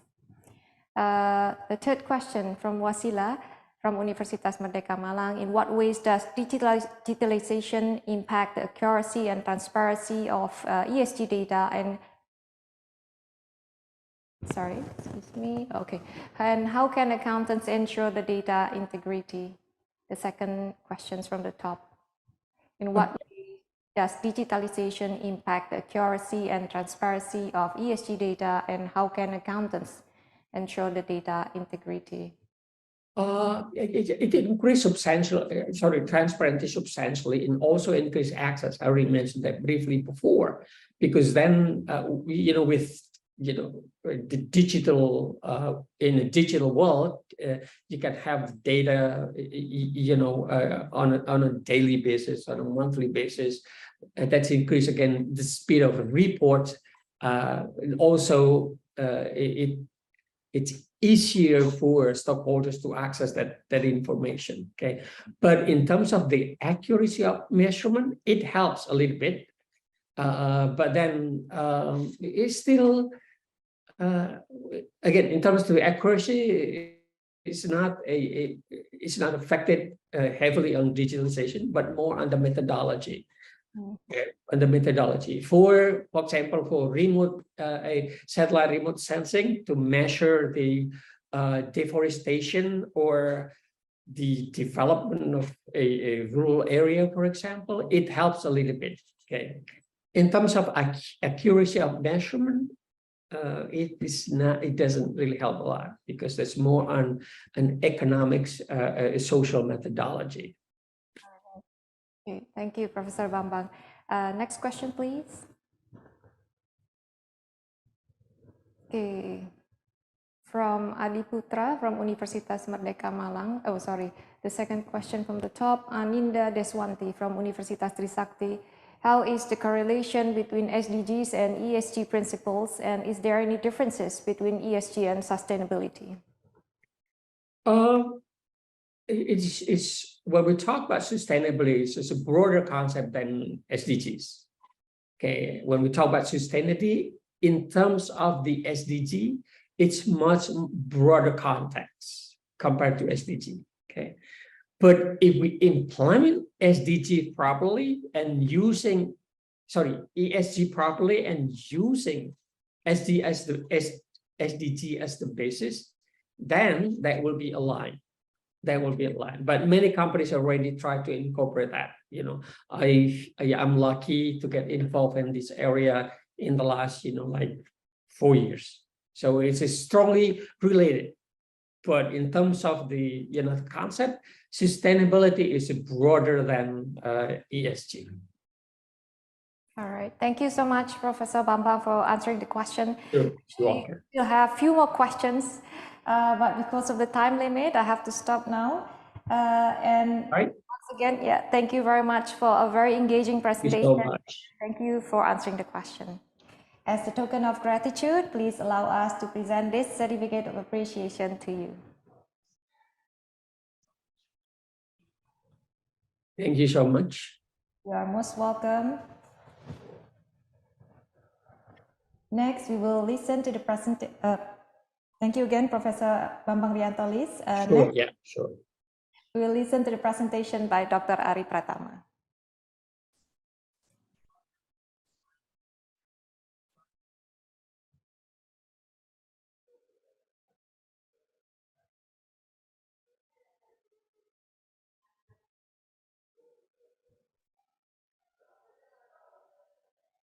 Can we have the CV, please?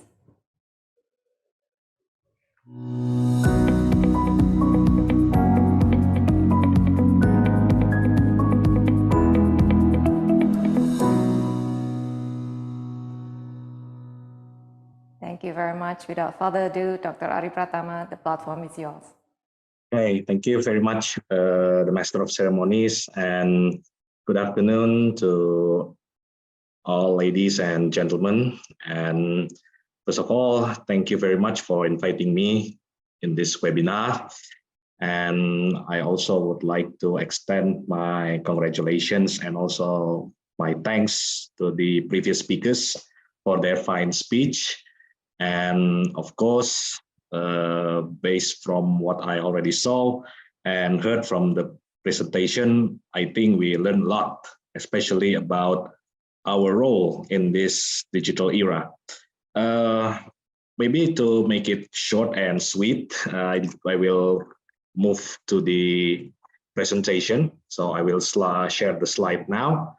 So I hope everyone can see my slide. So the title of the slide, as requested by the committee is about the integrated reporting in the Southeast Asia.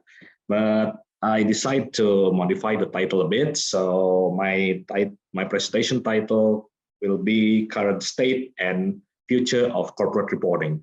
And of course, I will do an in-depth study on the integrated reporting. So I only have two agenda actually. So the first agenda will be philosophy and context of the current and future corporate reporting.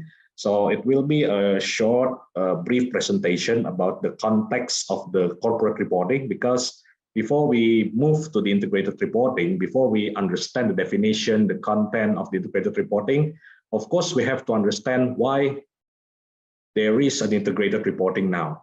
Perhaps some of the stakeholders or even some of the accountants still wonder why the corporate reporting need to evolve.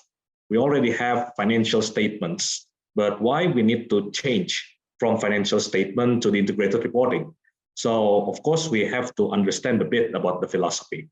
And the next one, I will explain to you about the concept and the future. Why? Because integrated reporting now still exists. However, as the previous speaker already said, we have a new development here about the corporate reporting. Recently, just maybe 1 or 2 weeks ago, the International Sustainability Standard Board issued the IFRS S1 and S2.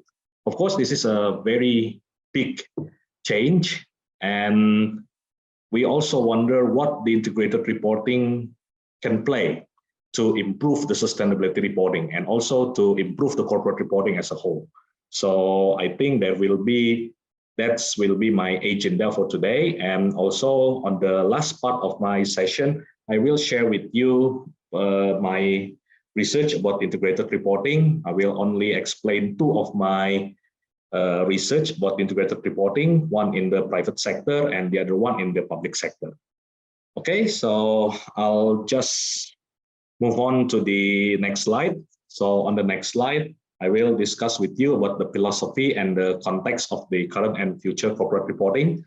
And I hope that everyone here can see my slides, although I cannot change to the slideshow mode because my slides suddenly freeze when I go to the slideshow mode. So I hope everyone can still see the writing or the graphs clearly in their laptop screen or at their mobile gadget screen.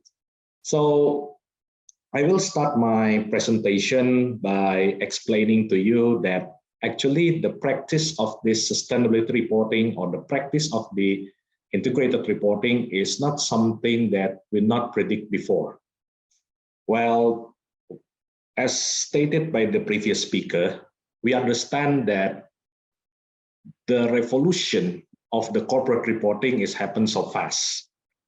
Previously, maybe 5 years or 10 years ago, there are not many people talk other report except financial statement. If we talk about financial statement, then that's all. That's what the corporate report all about. But suddenly, as you can see, there are sustainability reporting, there are integrated reporting, even now there are climate change reporting, there are diversity reporting, there are governance reporting. There are so many types of reporting. So is this something that happens suddenly, or is it predictable? So as you can see on the slide, actually in the 1976, the Institute of Chartered Accountants in England and Wales already predict at that time. They published what they called at that time as the corporate report. So the corporate report at that time published some major findings and recommendation. And I won't read all the reports to you today, but as you can see on the last statements, at that time on 1976, the corporate report already predicted that there will be a need for an additional statements. So from 1970s or 1980s, our profession already studied about the financial statement, and they reached the conclusion that in the future, financial statement is not enough. Why? Because financial statement has limitation. And of course, the user's expectation has no limitation. So we need to evolve. Okay, then I'll explain to you about the second report. There is a stamp report made by the Canadian accounting profession at 1980s. At that stamp report, they identified 4 objectives of corporate financial reporting. One is accountability, the second is uncertainty and risk, number 3, change and innovation, and the last is complexity and unsophisticated uses. We understand that the financial statement is a tool for accountability. Why? Because it reports the past performance. It reports the past financial position. So by publishing the financial statements, we already accountable. But let's say not all the historical information can provide the last 3 objectives. Historical information perhaps cannot provide enough basis for us to assess about uncertainty and risk. They even cannot explain about the change and innovation, except this is a change and innovation that already made in the past. But if we talk about uncertainty, we talk about change and innovation, we talk something that happened in the future. Well, if I quote what the previous speaker said, we are not just looking backward, we are looking forward. Risk is something that will happen if we are not prepared ourselves. Change and innovation is how the way we prevent the risk to happen, to take the opportunity.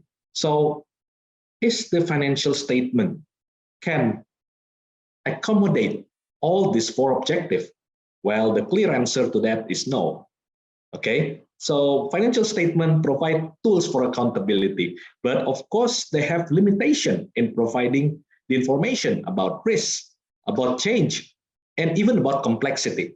So if you are all do some research on the financial accounting and also the financial statement, perhaps now you understand why the IFRS is now focused more to the forward-looking information on their recognition and measurement side, and on the disclosure side, they provide more extensive disclosure. Why?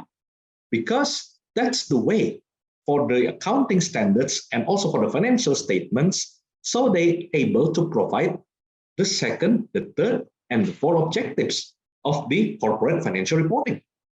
So that's why we are now talking everything forward-looking, not just provide information that happened in the past, but we need to predict what happened in the future, how we measure a thing or how we measure something in the number, but it's not based on the past expectation, not based on the hindsight, but it's based on what happened in the future. So we as the accountant now need also some prediction. That's why we need a data analytics. We also need tools for decision making because that's the demand of the users. So as you can see, the last statement of the stamp report here is unsophisticated user. Not all of the users satisfied with the financial statement. Some of them even think that by reading financial statement, I only understand about numbers. I don't understand about what really happened in the company's business because everything here stated in numbers. If you explain something not in numbers, you still relate it to the numbers. That means when we try to make the report, of course, we cannot just rely on the numbers. So in 1970s and in 1980s, accounting profession already predict that something big will happen. And of course, this is not something that happened 1 year later or 2 years later, but we feel it now. 20 years and 30 years later, there are new corporate reporting. But this is the point that this is not something that unpredictable. So this is just the example of the implementation of the corporate report and also the stamp report, that this is the current IFRS project. The current project is better communication and financial reporting, because as you can see, the goal here on the IFRS project is not about recognition anymore. It's not about measurement anymore, not just numbers. But here in the better communication, we talk about how we present the information and how we disclose the information. So not just about numbers anymore.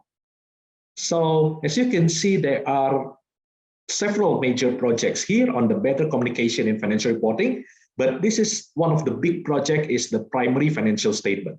We still have to wait maybe 2 or 3 more years for this primary financial statement project to be materialized. But if you already follow the exposure draft, or if you attend the IFRS or Indonesian Institute of Chartered Accountant presentation about primary financial statement, you can feel or you can expect something big will happen to the face of the financial statement. There is still a balance sheet, there is still an income statement in the future, but their face, what they will inform to you, will change. And why they need to change? Because we need to communicate better to the investor and also to the creditor. For example, is it enough for us to just report a net income or the comprehensive income in the financial statement? Maybe that's not enough. It's not relevant anymore for the investor, because sometimes when investors do valuation, they not directly use the net profit, but they use other numbers. But unfortunately, that numbers are not presented on the financial statement. So this is the problem. As you can see on the next slide, so this is the problem of presentation and also the disclosure. Sometimes when you do a reporting, you report something or you state something that actually this is not relevant, or maybe this is not enough. Like my previous example, okay, we need information about profit because this is representing a performance. But let's say not just a net profit, because net profit is basically a residual. This is what left. But of course, we need to analyze something, not just what is left. Okay, so this is actually the disclosure problem. So the current form of the financial statement perhaps also describe what we call as a poor communication. As you can see on the structure of the balance sheet or the structure of the cash flow, structure of the statement of the profit and loss, this is not something that user-friendly. This is not something that everyone can understand well. So that's why in the financial accounting, they also change. They also do a project that what we call as a disclosure initiative. And as you can say, this is the project designed to improve disclosures and also the better communication. So this is why we need to change, because we need to communicate better to the investor. So that's why financial statement now perhaps is not enough. Financial statement now needs to change. And if the financial statement cannot provide such a change, there will be another form of corporate reporting that ready to implement the change. And one of that corporate form is what we call as an integrated reporting. And this is something that I will explain to you now. So I will explain to you now about the framework and also about the future. So to summarize what we call as the integrated reporting and what is the differences between integrated reporting paradigm and also the financial statement paradigm, we can see it from many perspectives. The first is thinking. And thinking, I think, is a very important one, because you cannot create an integrated reporting if you don't implement an integrated thinking. We cannot divide or differentiate anymore. This is financial aspect, this is a non-financial aspect. When we talk about reporting, this is financial statement. All we need to do is just explain about financial thing. Non-financial thing, it's not my business. No, we as the accountant cannot say that anymore. When we create an integrated reporting, we need to realize what we need to report is the business process. in the business process, there are so many aspects that involve at the same time, working on the same time, and they are related with one another. So this is not something that happened in the isolation. Of course, this is something that happened simultaneously, and we need to explain that like this is something that happened in the business process. So that's why we need to apply what we call as the integrated thinking. Okay, and I'm sorry to interrupt. yes, 5 more minutes. So sorry. okay. Thank you so much. All right, I'll try to move then. So there are so many aspects that we can integrate, but I think the most important thing is the integrated thinking. And as you can see, we also have several things that change. For example, in the stewardship, of course, in the financial statement, we only talk about financial capital. In the integrated reporting, not just financial capital, because financial capital is only one type of capital. In the integrated reporting, there are 6 types of capital. Besides financial capital, we have what we call as the human capital, we have intellectual capital, we have social capital, we have also manufactured capital. There are so many capital in the organization, and we cannot just talk about financial. The focus also the same. We cannot just talk about past. We need to talk also about the past and also the future, because what happened in the past, what we doing in the past, of course, it will have consequences, and the consequences is happen in the future, and it needs to be connected. And what is the strategy of the management to overcome or to face the consequences of what we are doing in the past? So there are so many differences when we create what we call as the integrated report. Okay, and there are also the difference on the time frame. The time frame in the previous report is a short one. This is a short, medium, and also the long-term one. In the trust, of course, at the financial statement, this is a narrow disclosure. We only talk about financial matters, but here we show all the business process, because we show that we have 6 capitals, and then from the 6 capital, we manage it into a business process. And the business process not only create one value, not just a financial value, but also 6 types of value. Okay, we also create human value, we also create intellectual value, we also create social value, we also create manufactured value. So basically, we give a value added contribution to the society. So the report should also explain that we not just create profit for ourselves, but we create something for the people. Okay, so that's the differences between integrated reporting and also the financial reporting.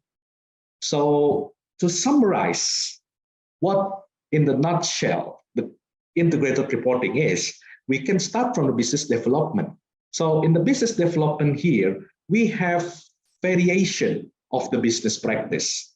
As you can see, the digital era and also the Industrial Revolution 4.0 create so many types of the business practices.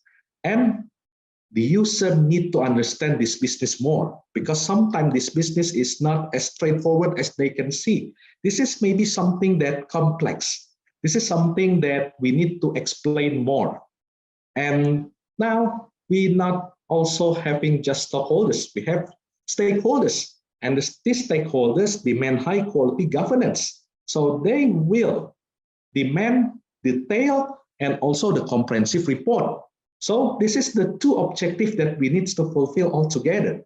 We need to fulfill about the we need to fulfill, or we need to ensure that the users understand this report, and also we need to provide a detailed and comprehensive report. So if we try to combine the financial and the past-oriented information with the non-financial and future-oriented information, that's what we call integrated reporting. So as you can see on the below, we have what we call as the definition of the integrated reporting. So the integrated reporting have several characteristics. The first, it needs to be concise. although in my previous presentation, I said detailed and comprehensive, it didn't have to be a thick report. There are so many companies now that confuse themselves with integrated reporting and combined reporting. They think that by doing a combined reporting, they already prepared an integrated reporting. This is not the same. When you do a combined reporting, you combine financial and non-financial information into one statement. The result, a thick report, something that maybe the preparer itself is not understand, because I only combine this, combine that. So suddenly there are huge report, although I don't understand. I don't understand the connection between this financial and non-financial report. I just combine it. This is not the same. This is not making a thick report. This is a concise report. And what are they reporting? They report a value creation, but not just for the short term, not just for 1 year, but also for the medium and also the long term. So that's what we call as the integrated report. And as you can see on the next slide, this is the guiding principles and also the content element. As you can see, on the inner side, there are 7 circles. We call that a content elements of the integrated reporting. So these are 7 content elements that need to be disclosed on your integrated reporting. But in writing the integrated report, this is not the same like you write an ordinary report. You need to adhere yourself to the guiding principles. For example, you need to ensure that all the information that you wrote in the integrated report is all connected. And also you need to ensure that all the stakeholders' interests or stakeholder response are all included on this report. You also have to think about materiality and conciseness. Don't make a thick report, but make it a short but understandable report. Because sometimes reading a thick report is not conclusive at all, because suddenly you stop reading at the middle because you are too tired to read the thick report. Okay, so this is materiality and also conciseness. And also you need to ensure that the information provided is reliable and complete. That's why the integrated report is also need to be assured. There must be an assurance service for this corporate report. And the last, of course, about consistency and also comparability. And the most important, this is not just the detailed report, this is a strategic focus and the future orientation report. So this is how you wrote the integrated report. So you have to pay attention to the guiding principles and also to the content elements. So as the researcher, I did some research on integrated reporting, and just to summarize the current and the previous research say about the integrated reporting, so we can come up with 3 conclusions. Number 1, the integrated report will be useful for financial decision making. So it's also the same with the previous speaker.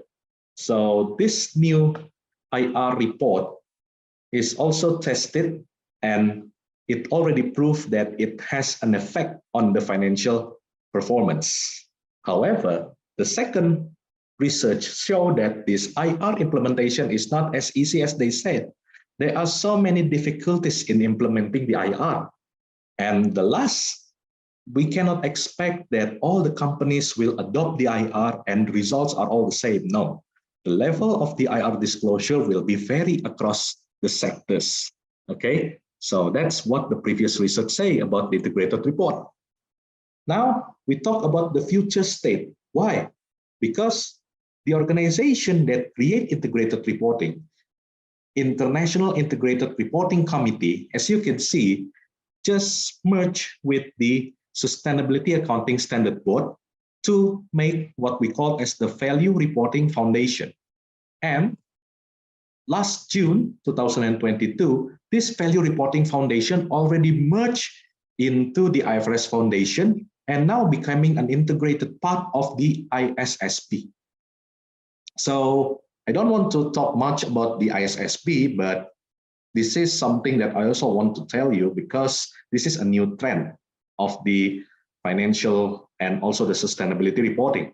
There are so many problems because we cannot just expect that this new integrated reporting implementation will be a success. Why? Because there are so many types of the report that look similar to integrated reporting. For example, ESG report, sustainability report, governance report, even combined report. Okay, there are so many types of reporting that exist, but all of them are fragmented. They say they want to report the same thing, but they have a different approach. And also, they have different objectives.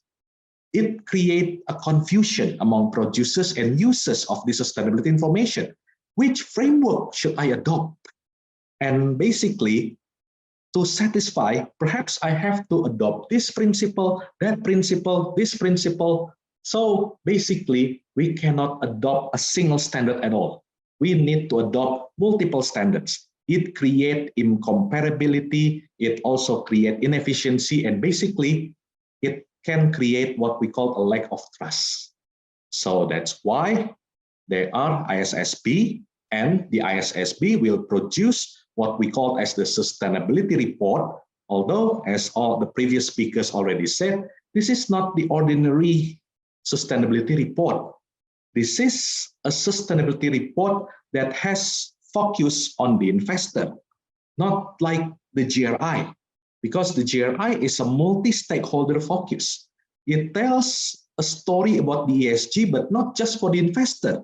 If you look at the GRI, it really describes about your environment, social and economic performance, not just for investor, but also for all stakeholders. But now the problem is how we interconnected the financial information in the financial statement to the sustainability effort of the company. So the ISSB here to provide a new kind of paradigm that we call a sustainability related financial disclosures. So this is different, totally different from what the sustainability reporting on the GRI. Of course, there will be some differences, but they adopt a very different approach. Their approach is still on the financial terms. Okay, so this is how we integrate the sustainability report with the financial statements. And how we integrated that? We already have the IFRS S1 and S2, and the principle of the S1 and S2, one of the principles is taken from the integrated reporting guiding principle. They adopt concise and materiality. They also adopt what we call as the connectivity of information. So if you already read the IFRS S1 and S2, you can see there are so many guiding principles of the integrated reporting adopt on the ISSB standards. So this is a proof that integrated reporting is making financial statements more relevant now, because the financial statement now is not only talk about the past performance, not just talk about numbers, but the impact on the environment, the impact on the social, and also the future direction and interconnectivity of the information. So that's what the future of the integrated reporting. So perhaps, yeah, to end the slide, because I already warned by the Master of Ceremonies that I don't have more times perhaps to present to you. So the last slide that I want to show you is motivation slides. So why and how the accountancy profession must lead? Because when the ISSB produced the sustainability report, they announced that they will make IFRS S1 and S2. There are many accounting professions said, is it really happened? And is it really for accountant? Because maybe we still wonder whether the sustainability is something for the accounting. Well, as you can see, why we need to be on the center of the information, because basically we provide information and we are on the center of information. We also have relevant skills and competencies. We also globally connected. And as I say, we have assurance service. So everything that we create can be assured for its reliability and also for the quality, and it will create a trust. And basically, we have the ethical code that create professionalism in our work. So this is why we need to lead the charge in the sustainability report. How? There are four.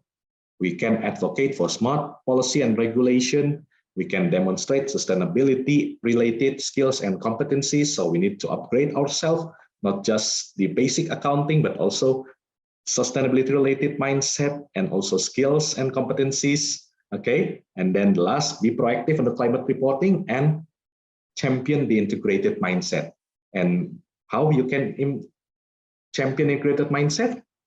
You implement the integrated thinking, something that actually adopt from the International Integrated Reporting Council framework, or the IR framework. Okay, so that's the last of my slides, and I already provide my slides to the committee, and on the last of my slides, I already show you some of my previous research about the integrated reporting practices in public sector and also in the private sector. But you can maybe read the slides provided by the committee later. If you have questions, then you can contact me by email. You can ask my email address maybe to the committee. And if you have questions about integrated reporting or ESG, then I'll be happy to answer the question now on the Q&A. So thank you very much, and I'll give back the session to the MC. Thank you.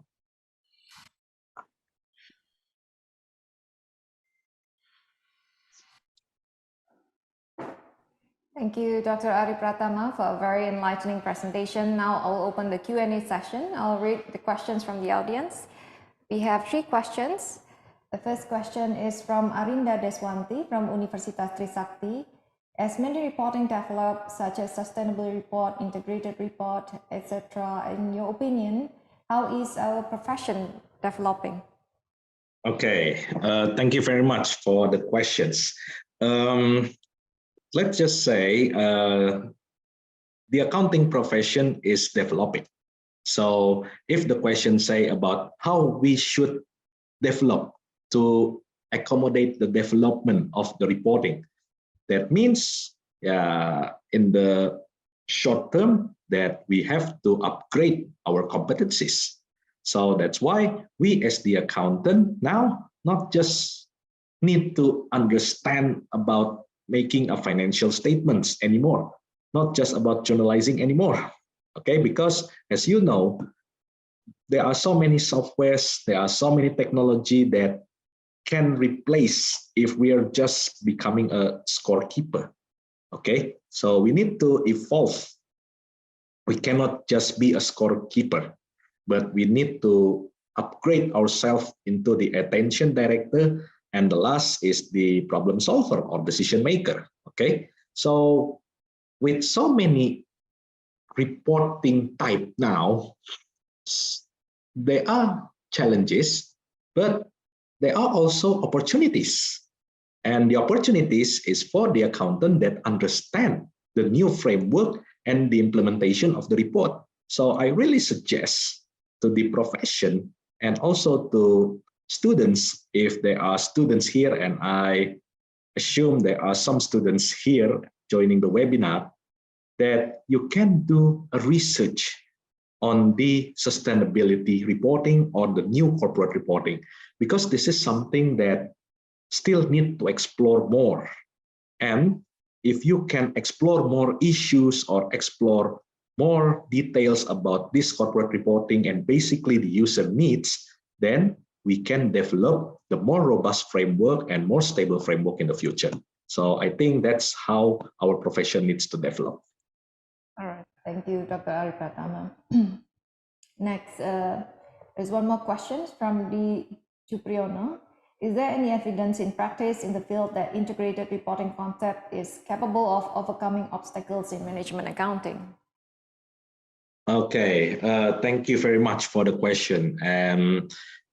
You say in the question that is there any evidence in practice in the field that integrated reporting concept is capable of overcoming the problems in the management accounting?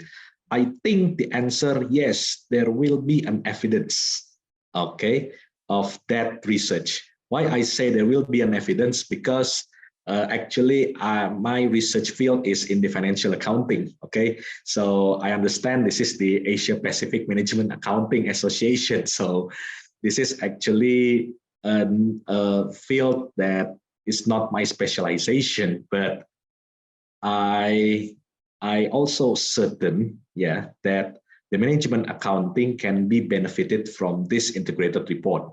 Why? Because as I said to you, that the integrated reporting adopt the concept that we call as the value chain, or I'm sorry, the value creation. And in the management accounting, one thing that we always come in mind that when we do a management accounting, we need to ensure that there are value chain, okay? Or let's say we need to assure that on every business process, we need to create a value. So the value creation concept is something that come up from the management accounting, and it adopted heavily by the integrated reporting. So I believe that integrated reporting can solve many problems in the management accounting area, especially since management accounting and financial accounting in the past, they are very distinct. When we do financial accounting, when we do management accounting, it seems that we do something that quite opposite. The first, we report to the internal aspect, management accounting, financial accounting, we report to the external aspect. Now, actually, integrated reporting is a report that can be used by all the users. It's not just for the investor and creditor, but also it can explain what happened in our business process. So management accounting can play a lot of role in explaining the business process in the integrated reporting. And financial accounting can also play the role by creating a format or the template of report to present and to make the user understand about the information. So I think there will be an evidence of that, but we need to do more research in the future to support the argument. All right. Thank you, Dr. Ari Pratama. One last question. Yes. Question from Sumara Aslira, Universitas Merdeka Malang. What are the circumstances of the material information in the financial statement that can influence the decision of users of financial statements? Okay, so this is actually, I thank you for the questions, but about the materiality, so we understand that the definition of materiality, the item is material if the omission of this item in the financial statement can change or can obscure the financial decision making. So that's the definition of the material. So this is the indicators of the material item and how we implement that in the integrated report. In the integrated report, we cannot just look at the numbers. This is different from the financial statement. In the financial statement, you look this item material or not material by looking at the numbers. You compare the numbers with, let's say, total asset or the total revenue. So if it's reached the threshold, this is material. If not, this is not material. Well, that's the framework for the financial reporting. But for the integrated reporting, to determine something material or not material, then it will depend on the industry. So one thing or one information that material in one industry doesn't necessarily means it will be immaterial in other industry. So to help or to guide the integrated reporting or sustainability reporting, there will be or there must be a materiality map. So you can look on the Sustainability Accounting Standard Board. On the Sustainability Accounting Standard Board, they create what we call a materiality map. So on the materiality map, they already provide several issues that usually are material for that industry to be disclosed of. But that's the guidance. So that's not necessarily means that is a rule base, but that's a principle base just to guide the people how to make the sustainability disclosure. So you can see the sustainability accounting standard that created by the SASB, and then see the materiality map for more information about it. All right. Thank you so much, Dr. Ari Pratama, for Yeah, asking thank you very questions much. and for a very insightful presentation. Now, please allow us to present this certificate of appreciation as an expression of gratitude.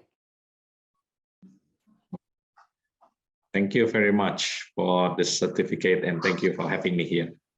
You're most welcome. Once again, thank you very much to Mr. Russ Porter, Professor Bambang Riantolis, and Dr. Ari Pratama, and also Mr. Jinto for the sharing knowledge with all of us. I believe we all learned so much from this session.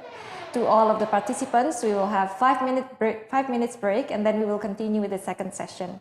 The second session will be moderated by Dr. Diana Zuhro. Thank you and see you again soon. Once again, we would like to apologize for any delay and any inconveniences caused by the delay. Thank you so much and see you again soon.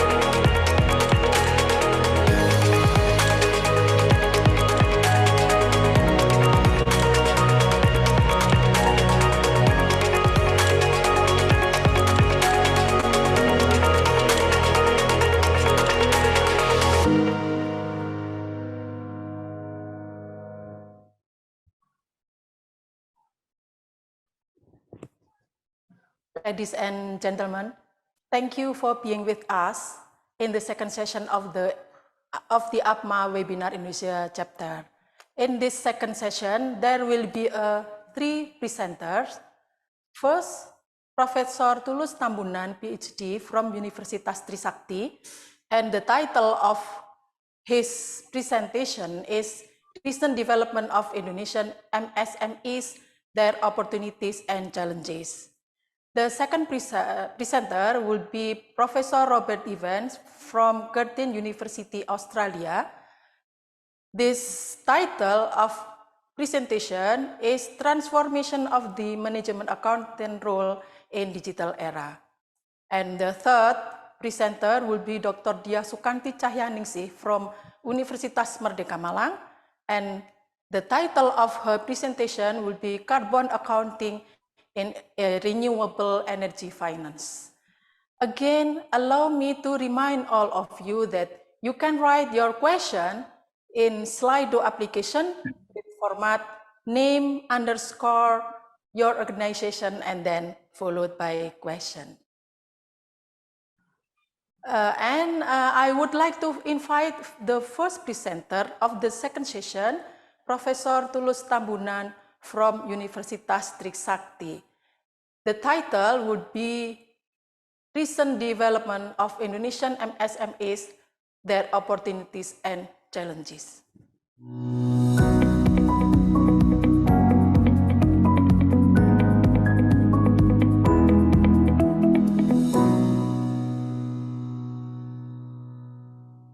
Thank you.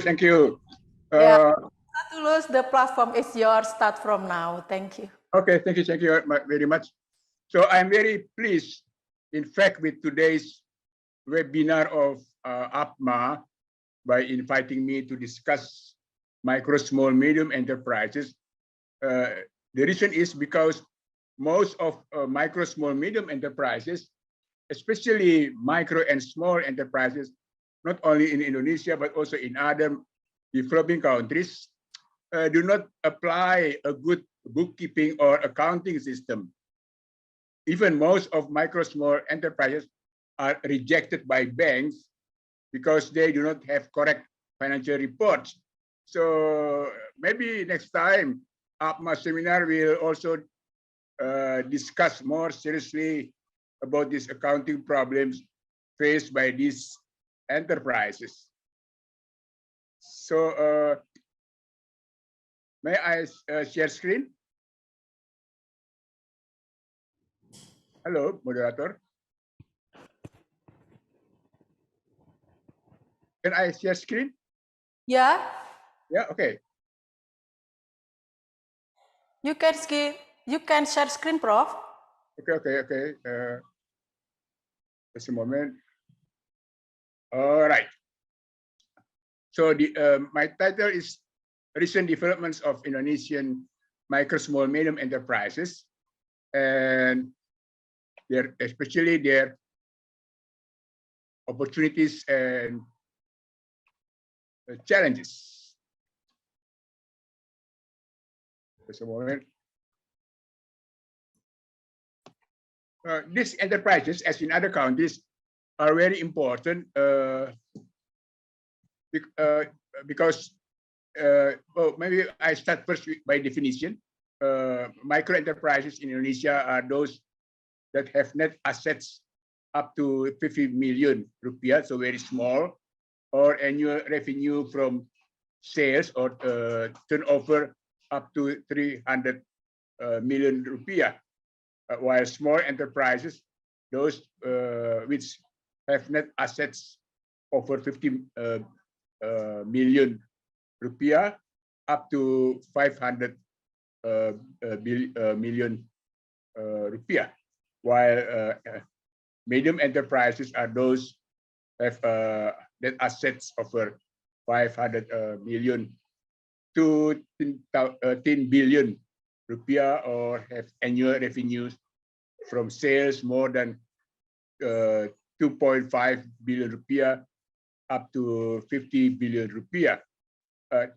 These enterprises are very important. If you look at here in the snapshot of Indonesian micro, small, medium enterprise development, then you can understand they account for over 90% of all firms in the country, and also employ 99 million people, around 97% of total employment in the country, and they account for approximately 57% of Indonesian's GDP, and only account for 24% of the population. And majority are self-employed enterprises, so very micro, without formally hired paid employees, usually using family members, unpaid family members. This information is based on data 2020. Their number is huge, and they scatter widely throughout the rural areas. They are very labor intensive, including for low or unskilled job seekers. They are mainly agriculturally based as well as agriculturally oriented activities, and they use appropriate technologies to factor proportions and local conditions. And different than large enterprises, micro, small, medium enterprises, especially micro and small, are less dependent on import of raw materials, and they're able to grow, even stay in business during the economic crisis. It was evident during the COVID-19 crisis, 2020, 2021. Most of them are survived. And they serve markets of basic goods for medium to low income households, and they produce simple production tools for producers as well for farmers. And they provide business opportunities to women, low-skilled youth, and disabled people. So the existence of micro, small, medium enterprise is also relevant when we are talking about sustainable development goals, especially with respect to women empowerment. And the type of products they made according to local conditions, such as availability of natural resources or raw materials and consumer goods. But although we used to talk about micro, small, medium enterprises as a group, but in fact they are very different. Micro, small enterprises are very different than small enterprises, and also very different than medium enterprises. As you can see here, for example, with respect to formality, most, if not all, but most micro enterprises operate in informal sectors and unregistered, while small enterprises, some of them operate in formal sectors and registered, and they pay taxes. While medium enterprises, of course, because medium already established, they all operate in formal sectors, registered, and pay taxes. With respect to location, for instance, majority of rural of micro enterprises are operating in rural areas, while, for instance, medium enterprises mostly are found in urban areas. And with respect to organization and management, in micro enterprises, the companies run by the owners, no internal labor division, no formal management and accounting system. While, for instance, with respect to medium enterprises, many companies hire professional managers, many have labor division, a formal organizational structure, and formal accounting system. And also with respect to, for instance, nature of employment, micro enterprises, majority of them use unpaid family members, while medium enterprises hire wage laborers and have formal recruitment systems. Also, with respect to nature of production process, they are very different. For instance, micro enterprises, in micro enterprises, degree of mechanization is very low, mostly manual, and low level of technology. While in in the category of medium enterprises, many have high degree of mechanization and have access to modern technology. Also with market orientation, majority of micro enterprises sell their products only to local markets and to low-income consumers. While with respect to medium enterprises, all sell to national market, and many of them also export. And also many of them serve middle and high-income consumer. And also with respect to owners' profiles, in micro enterprises, most owners have only low or uneducated and from poor households, while with, in the category of medium enterprises, majority of them have good education and are from wealthy families, and also they are different with respect to source of inputs, as you can see here, and also with external networks. And with motivation of the owners, most of the owners of micro enterprises do their business only to survive, not for profit, while medium enterprises all are looking for profits. And level of entrepreneurship of the owners is very low in micro enterprises and very high in medium enterprises. And with respect to female owner, in micro enterprises, there are many firms owned by women, while in medium enterprises is very few. And here, data last data I got from the Ministry of Cooperative, 2019. You can see here, micro, small, medium enterprises about 65, almost 65.5 million companies, about 90% of total companies in Indonesia. But within the micro, small, medium enterprises, the majority are micro enterprises.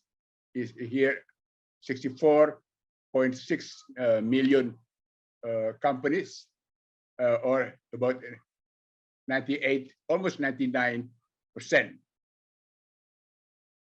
And here you can see the number of micro, small, medium enterprises in Indonesia increased steadily annually. Only if you look at here, 1998 declined slightly because of the financial crisis in 1998. But during after that, they keep growing every year because, among others, because of market opportunity. And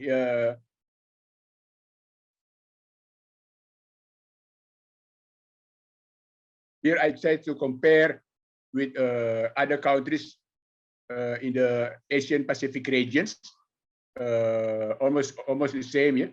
The majority are micro, small, medium enterprises, either in Brunei or Australia or Chile, China, and so on.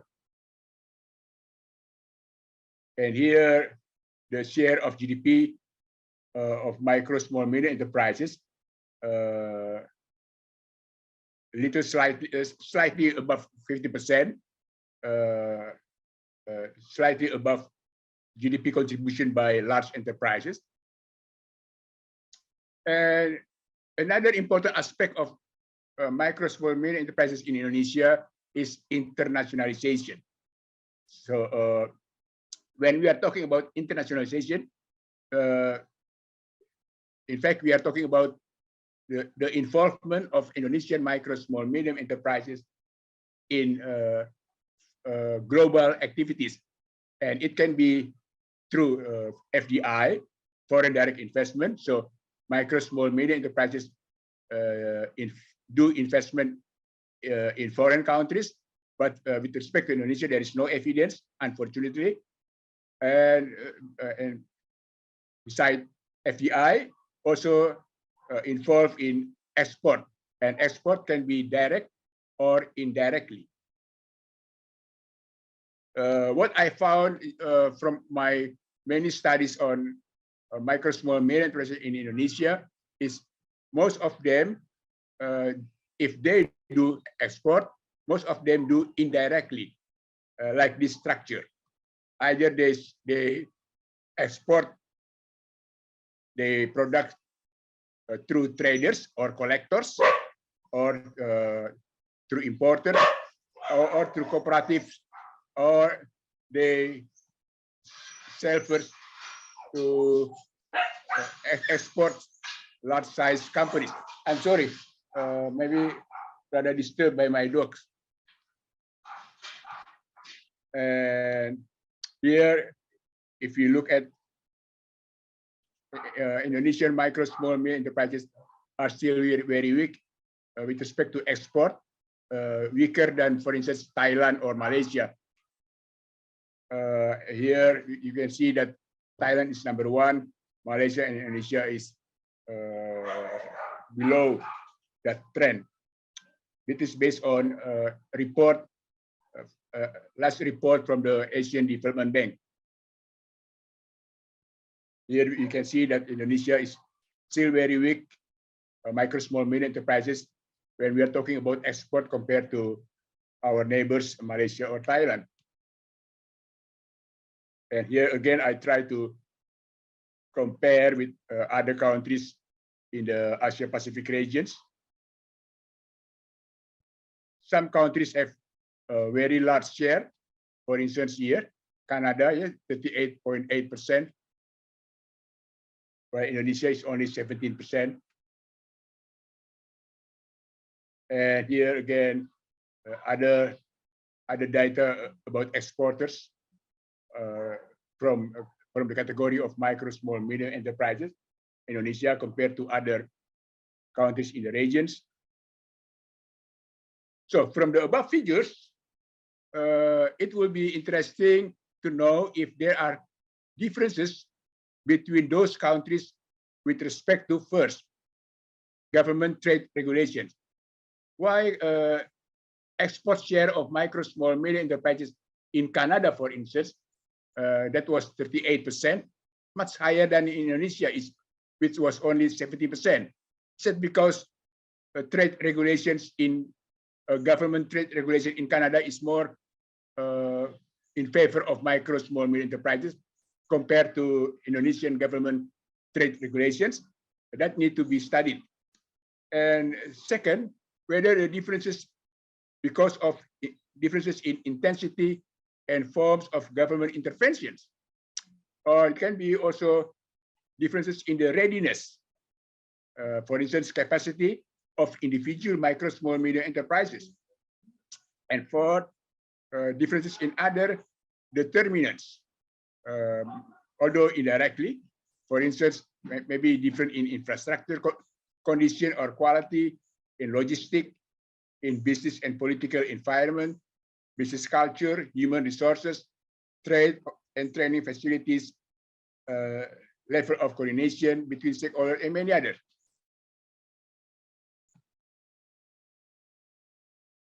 And variation with respect to export share, as we have seen before, is caused by a number of factors.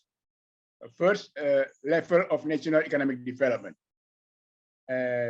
Second, micro, small, medium enterprises access to technology, finance, is very important, skilled workers, market information, and ICT, and others, including digital technology. And also caused by level of development of infrastructure and logistics, and also linked to entrepreneurs' knowledge and experience on international business and market orientation, whether they are inward looking or outward looking. Especially micro enterprises, most of them are inward looking. They only sell their products to local market and they are satisfied. And also because of government support, trade regulation, fiscal incentive, and trade finance.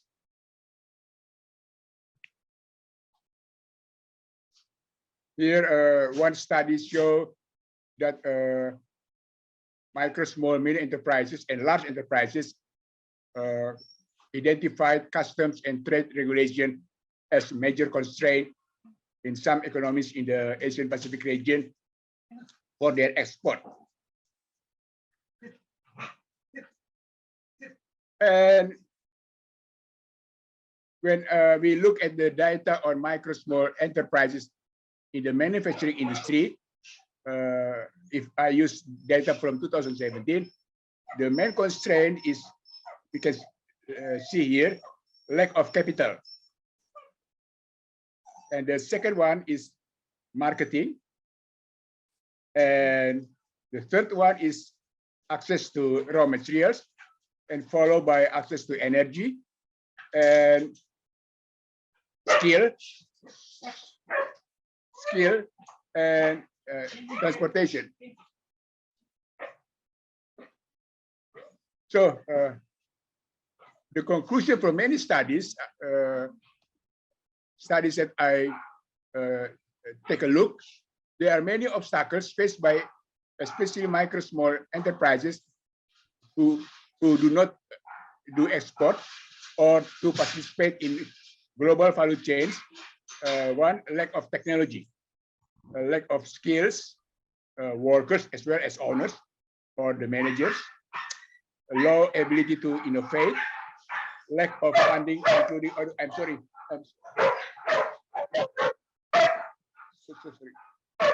Lack of funding, including trade financing, a lack of networking, lack of market information.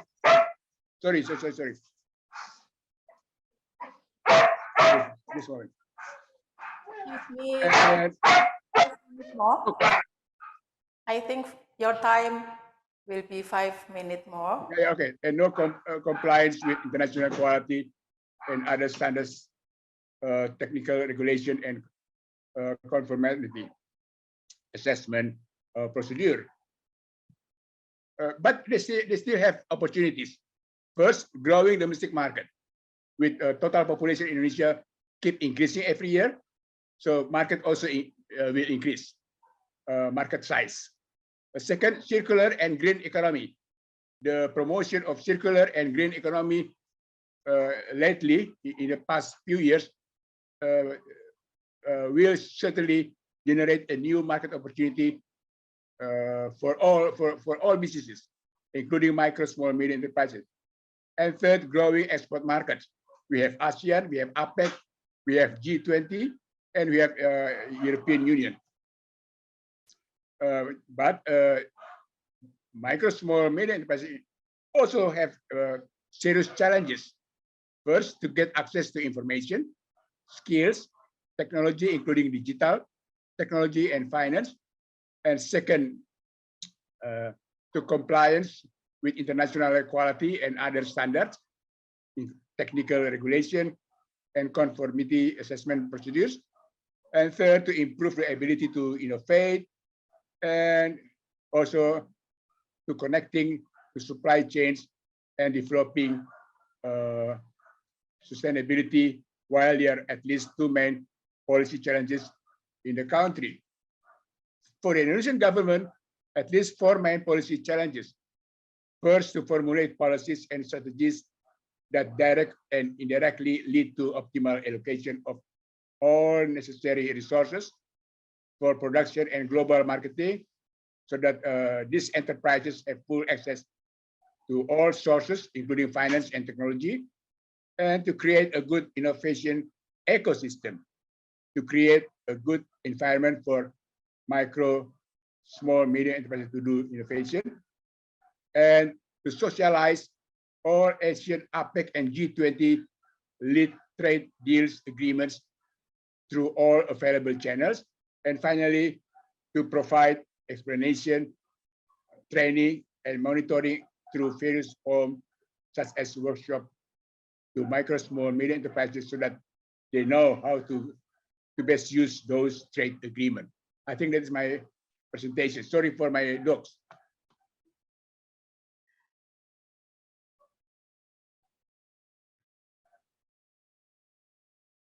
Thank you very much, Professor Tulus. I think the data presented by Professor Tulus it will be very useful for us, for MSMEs researchers, I think. Next, I would like to open question session. There is only one question, Professor. Okay. How do Asia Pacific countries compare in terms of public policies that provide business opportunities for women, low-skilled youth, and persons with disabilities? Unfortunately, there is anonymous person, Professor. Okay, please. Okay.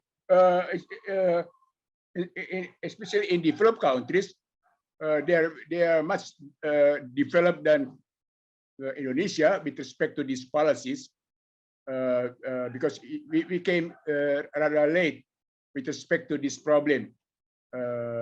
But compared to US or Canada or even South Korea and so on.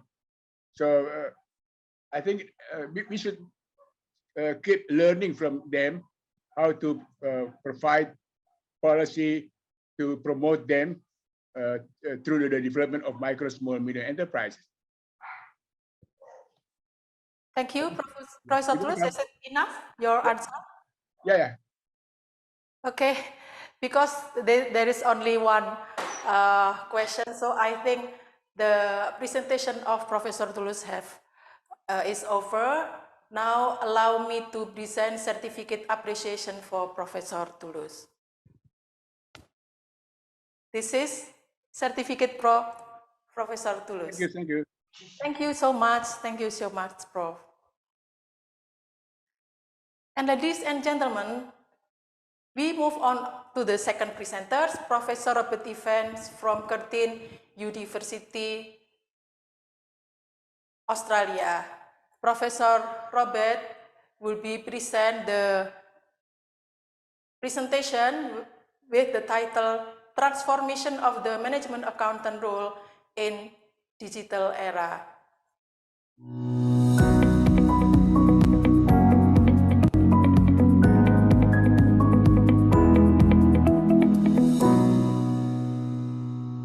Professor Ivan, platform is yours. Good afternoon, everybody, and thank you for this opportunity to present at your conference.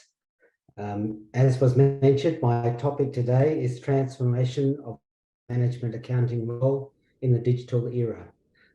This, I think, is a particularly interesting topic for me because while nobody has a crystal ball and nobody can predict the future, it gave me the opportunity to speculate about what I think some of these changes will be based on my experience and my reading. So this is not strictly an academic paper, but it's really one about what I think is most likely to happen in the coming years and how that will impact upon the accounting profession and particularly management accountants.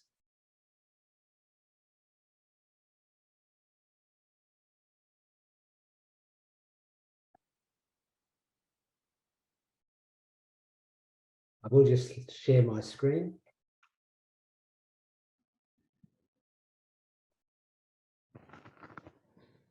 Okay, so to start with, when we talk about transformation and the digital era, most people are concerned first and foremost about jobs, about their careers, about whether this will lead to, I guess, a diminution in the number of accountants that are needed. And these are all legitimate concerns. I think we have perhaps two time horizons that we need to think about when we delve into this issue. The first one is in the relatively short term, and by that I mean possibly in the next 10 to 20 years. In the next 10 to 20 years, I don't expect to see a lot of dramatic change, and in fact I think it'll be more of a slow evolution and changes similar to what we've seen in the past.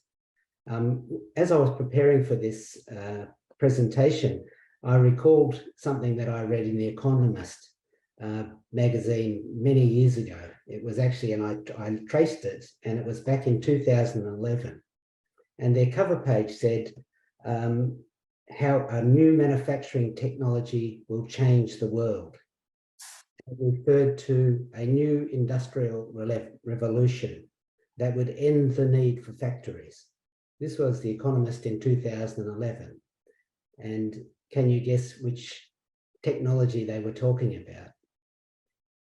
The technology was actually 3D printing.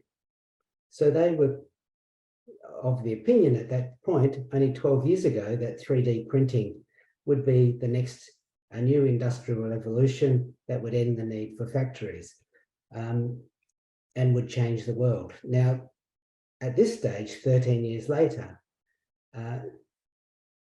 this type of 3D printing is still relatively niche output. Now, it may still happen, it may still change the world, but you can see how slow the integration of new technologies is into business and practice. Just a couple of other examples. Blockchain, you would be all familiar with. A lot of hype around blockchain, but has it really translated into dramatic change in business? At this stage, it's pretty much restricted to cryptocurrencies. And at the moment, we haven't seen a lot of movement beyond that. Online learning in my field has been around for 20 years ago. And I can remember 20 years ago, people predicting that universities would to some extent be replaced by online offerings. And this just has not eventuated. And one of the reasons it's not eventuated is that people like to be lectured to by a real person rather than watching something on a YouTube or elsewhere. So the demands have been quite different to what we expected to happen. So the integration and adoptions of new technologies is not fast. This is those few examples. There are many others where technology has taken decades to be enacted in a broader sense in business. And so I suspect this may well happen when it comes to artificial intelligence and other of the related technologies. So when I look at this, I also put it in the perspective of history. And if I just go to my next slide, you'll see here that, there has been an evolution of accounting over centuries, in fact. And with each of those evolutions, I think it's fair to say that one thing has happened consistently, and that is that probably the number of accountants has increased, and also that the professionalism of accounting has changed and improved with each of these major changes. In terms of the numbers of people hired or the numbers of people working in accounting, certainly that has been impacted by some of these particular changes. I can reflect on the late 20th century there with advances in computing. I can remember when I first started as a student in accounting, learning a system called Kalamazoo, which was really carbon paper. And we were taught how to produce sales receipts and purchases through carbon paper and sending off various copies to different sections of the business. So you can see we've come a long way. My first job was an electric utility, which at that time had many floors and many hundreds of people working in accounts receivable, largely processing receipts and payments due from the electricity sales. By the time I finished in that job, only a few years later, that hundreds of people and many floors had been reduced to a very small section of about 10 people by the impact of computing. So yes, certainly the number of people working in the field of accounting changed, but what also happened was that the nature of the accountant also changed. That person then became a much more skilled individual. The people that lost jobs tended to be relatively low skill, individuals as well with low levels of training. So we can see, I think, lessons from the past in how we need to adapt when we are faced with new technologies such as AI. And one of those lessons will be about education and the continued need for it.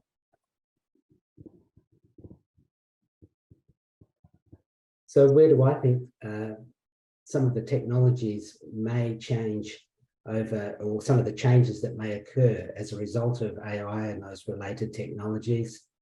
I think we will continue to automate repetitive tasks.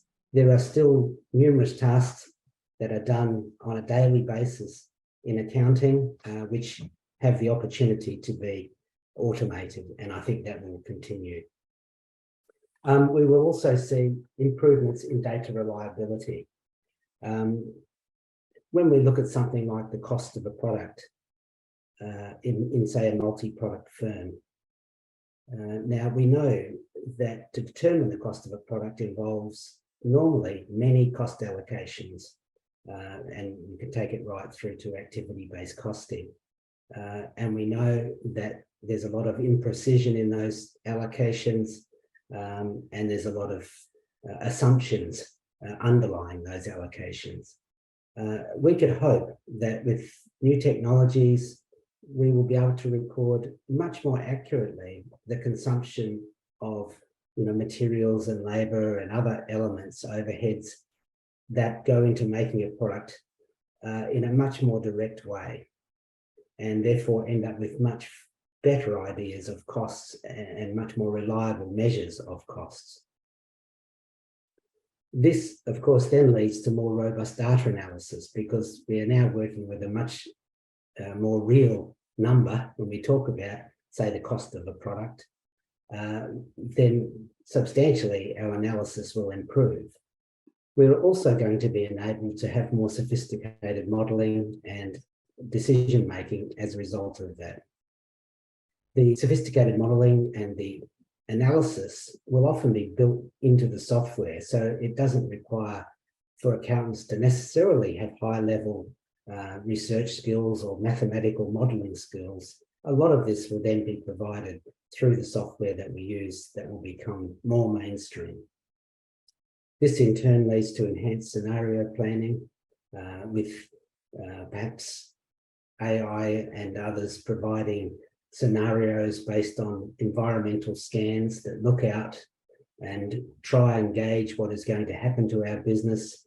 The scan may include a collection of benchmarking data. It may provide information based on historical data within the firm and bring these things together to look at different potential scenarios.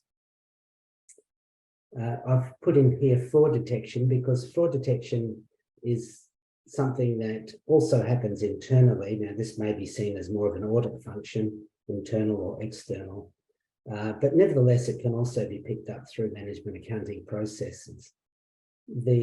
One of the great advantages of machines is that they can pick up patterns in data very quickly, much more so than humans can. And so when we're looking for fraud, we're often looking for anomalies in the data. And of course, that means that we can expect that machines will find those anomalies much more simply than perhaps we could, and draw them to our attention. And so I would think that this should enable us to detect fraud more easily. And of course, as I mentioned earlier, the advent of online learning has been around for some time, and it continues to develop, and in many areas is very strong. So we can facilitate through this mechanism continuous learning of our staff and of course ourselves.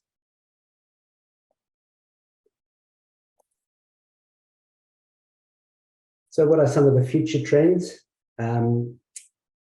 Basically, I think that we are obviously going to continue to build our reliance on AI over time. And as I said at the outset, this could be a very slow evolution, which may take decades to reach its ultimate conclusion. And we don't know where that conclusion will be, because we don't really know the level to which artificial intelligence will actually be able to achieve human level understanding. I think one of the things we'll see in the shorter term will be improved integration of financial and non-financial data, which is something that has been mentioned by earlier speakers, the importance of some of this non-financial data. Often these were seen as two separate fields, but we now are in a position where I think we can become much more integrated. The data can be collected through sensors and other mechanisms and fed immediately, costed in real time, rather than waiting. And this, of course, leads to better decision making. We can focus more on analytics and data interpretation to identify trends and predict outcomes.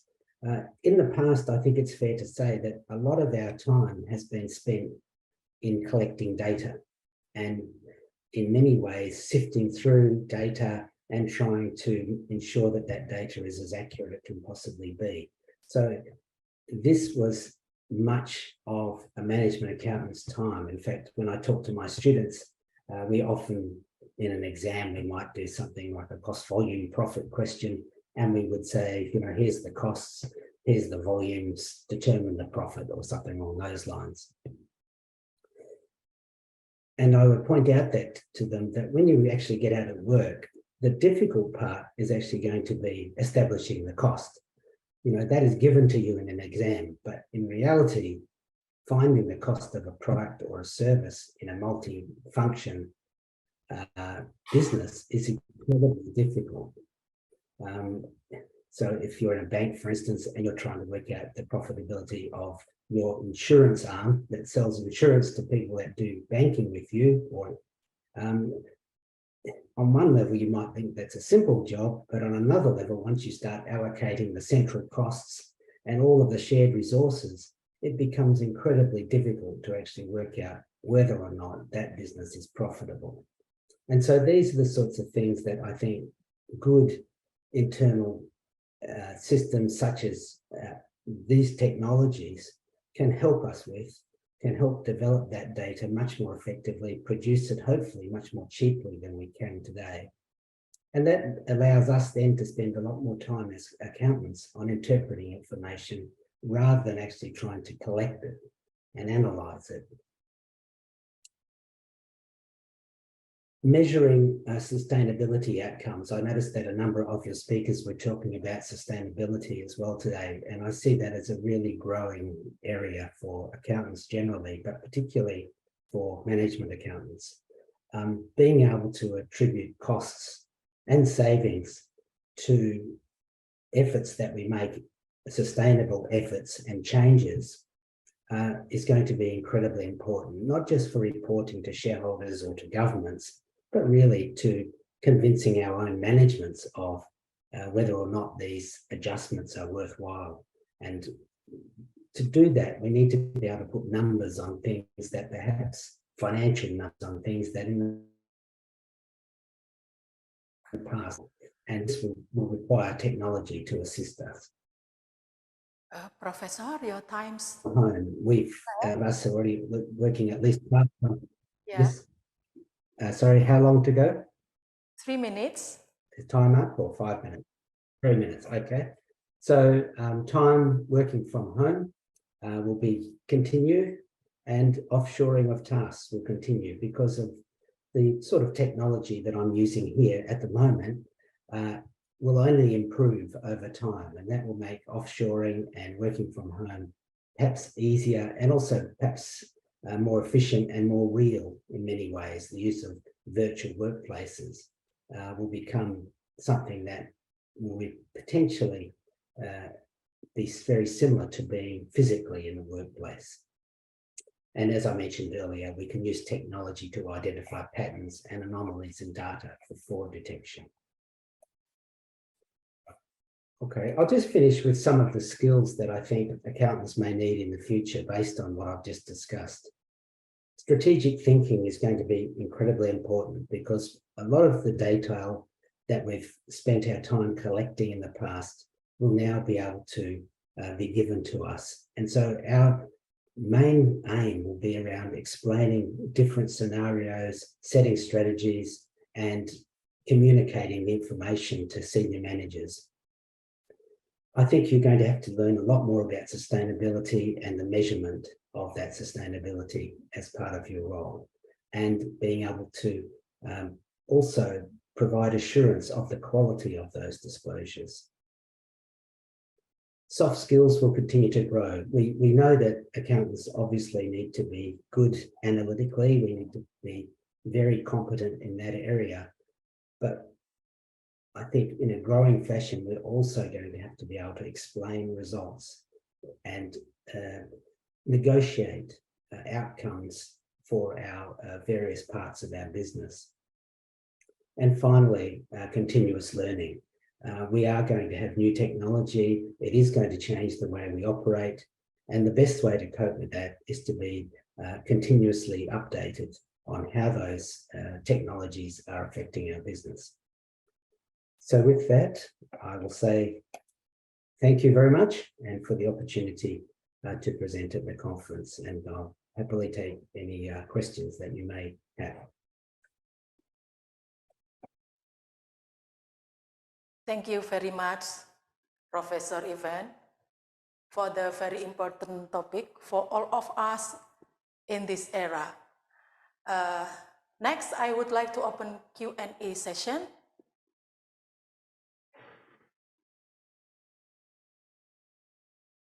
Okay, Professor, because of limited of time, I would like to give one question from Retna Safriliana from University of Merdeka Malang.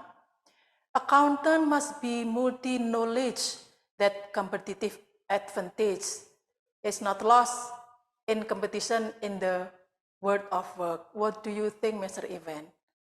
So accounting have multi-competitive advantage, multi-competitive competence in now, in today's era. What do you think about it? I think that is a very true statement, that accountants need to be more than, I guess, number crunchers, which is how we have been perceived somewhat in the past. Accountants can't simply be reliant upon analytical and technical skills in managing numbers. We also have to be able to be business partners. We need to be able to work with different aspects of business to explain results. We need to work with people who are collecting non-financial data and work with them to actually put numbers to their results, so that we can, in many ways, explain the impact of those non-financial actions. And that's, as I mentioned earlier, particularly in the areas of ESG. So I think for that, the skill requirements are going to be much broader than they have been in the past. Strictly, accounting standards and our knowledge of technical processes will not be enough to make a competent accountant in the workplace in the future. Thank you. Thank you, Professor Evans. Now, Professor Evan, I will present a certificate of appreciation for Professor Ivan. Thank you. It's been a pleasure to present at your conference, and I wish you all the best. Thank you very much. Ladies and gentlemen, our third presenter will be Dr. Dia Sukanti Cahyaningsih from University of Merdeka Malang. She will present the presentation with the title Carbon Accounting in Renewable Energy Finance.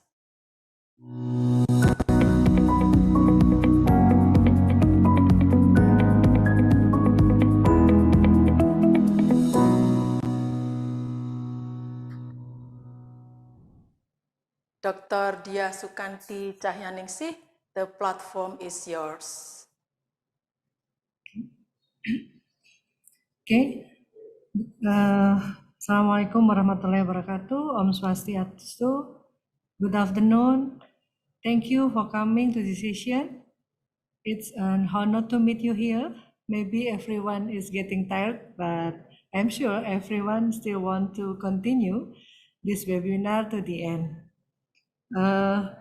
Since the beginning, I have been warned that my time is very limited, and so I will shorten my presentation and complete it during the Q&A session. Please allow me to share the presentation.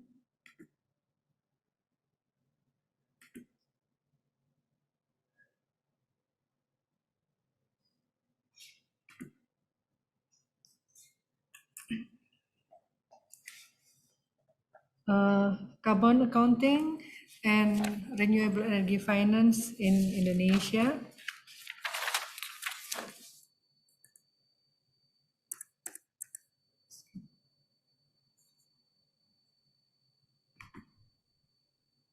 Okay, I'm sorry, my share screen is freeze. Let's share beginning. Okay.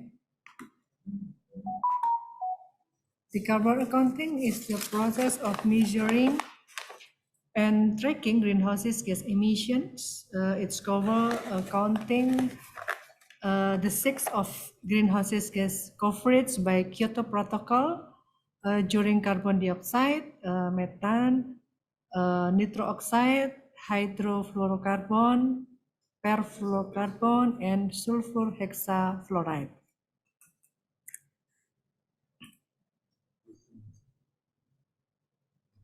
Please. There Earth temperature from 1880 until 2022. There are high. The perception survey from the World Economic Forum Global Risk report in 2022 stated that climate change in the next 10 years is considered the risk that poses the greatest long-term threat. The increased temperature average the Earth's surfaces cause heat waves, thus reducing human capacity to work and thereby reducing productivity. Almost every day we use air conditioner for an average of 14 until 15 hours. The temperature feels hot day by day. Per capita greenhouse gas emission below G20 average, the numbers are high, but as we know, Indonesian per capita emission are 0.78 times G20 average. The significance of carbon accounting in Indonesia cannot be overstated. By accurately measuring reporting emission, business and government can identify for improvement and take action to reduce their impact on the environment. This not only benefit for the planet, but also help to create a more sustainable future for all. Overview scope and emission across a value chain. As we know, there are 3 scopes, direct and indirect. The direct GHG emission are principally the result of the following types of activity undertaken by company, such as generation in electricity, heat or steam, physical and chemical processing, and transformation of material, product, waste, and employees. And the scope 2 emission are specially category of indirect emission. For many companies, purchases electricity represent one of the large source of GHG emission. And the scope 3 is optional, but provide opportunity to be innovative GHG management. In scope 3, employee business travel, waste disposal, contractor owned vehicle, and so on. Why carbon accounting is important? Carbon accounting is a crucial tool for Indonesia in this effort to reduce greenhouse gas emission and mitigate climate change. In addition to its environmental benefit, carbon accounting can also have economic benefit. By reducing emission, business can lower the energy and improve the efficiency, while government can attract investment by demonstrating their commitment to sustainability. The carbon accounting framework in Indonesia, the National Carbon Accounting System or NCAS, which our standardized system for monitoring emission, is one the framework essential element. The National Action Plan on Climate Change and the National REDD Plus strategy, which work to cut emission and advance sustainable development. Just two of the law and regulation that support the NCES, the paradigm used in practices and number of reporting tools, including the corporate responsibility report and the greenhouse gas inventory. The challenges and opportunities of carbon accounting in Indonesia. We have learned that carbon accounting is a crucial tool to fight against climate change. By measuring, reporting, verifying emission, we can identify areas for improvement and take action to reduce our carbon footprint. In Indonesia, carbon accounting plays particularly important in due the country high-level greenhouse gas emission. However, despite the challenges, there are also many opportunities for progress and innovation on this field.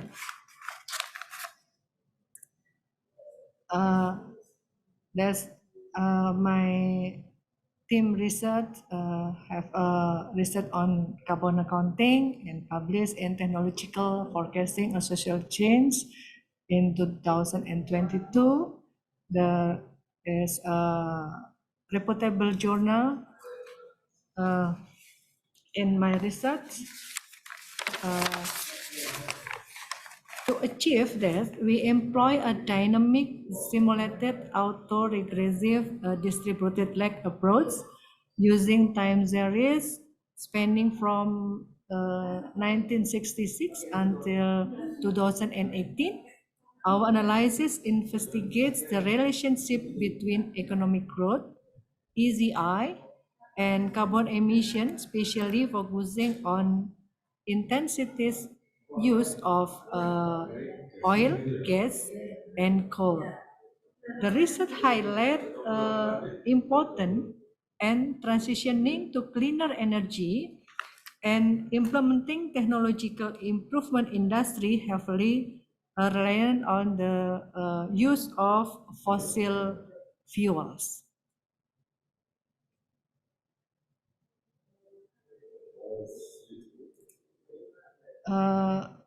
Renewable energy finance in Indonesia.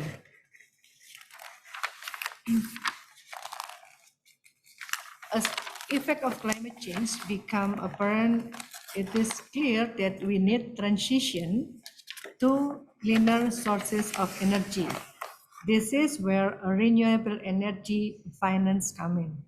Indonesia is a country enormous potential for renewable energy with abundant sources of solar, wind, and geothermal energy. Indonesia has opportunity to become a leader in renewable energy adoption. Indonesia has potential for renewable energy and is still relatively low with only 8.3. The country energy mix coming from renewable resources. And to address this issue, the Indonesia government has launched several initiatives to promote renewable energy adoption, including the National Energy Policy, which aimed to increase the share of renewable energy in country energy mix until to 23% by 2025. And additionally, government has implemented fit in tariff and tax incentive to attract private investment in the sector. Sorry, Bu Dia, your time is 2 minutes left. Okay, Bu Diana, thank you. Maybe I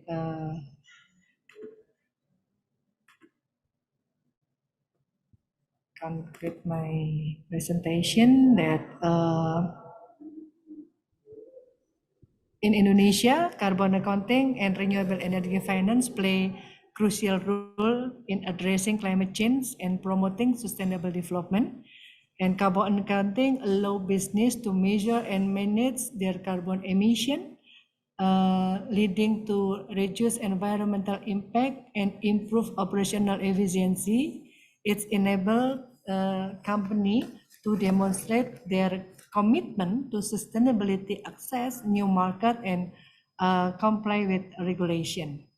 Meanwhile, renewable energy finance support the transition to clean energy sources by providing financial resources for renewable energy projects. Indonesia has vast potential for renewable energy, including solar, wind, and geothermal. Financing initiatives such as loans, grant, and investment program help incentive and accelerated the adoption of renewable energy technologies in this country.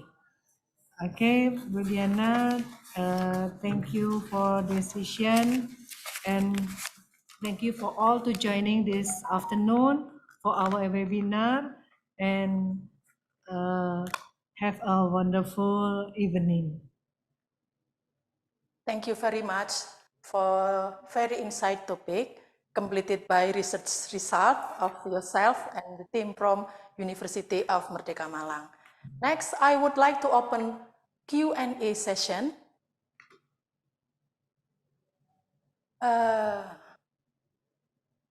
Just one question, please. What steps can be taken to support the implementation of carbon accounting for MSMEs in Indonesia? Okay, thank you for the question.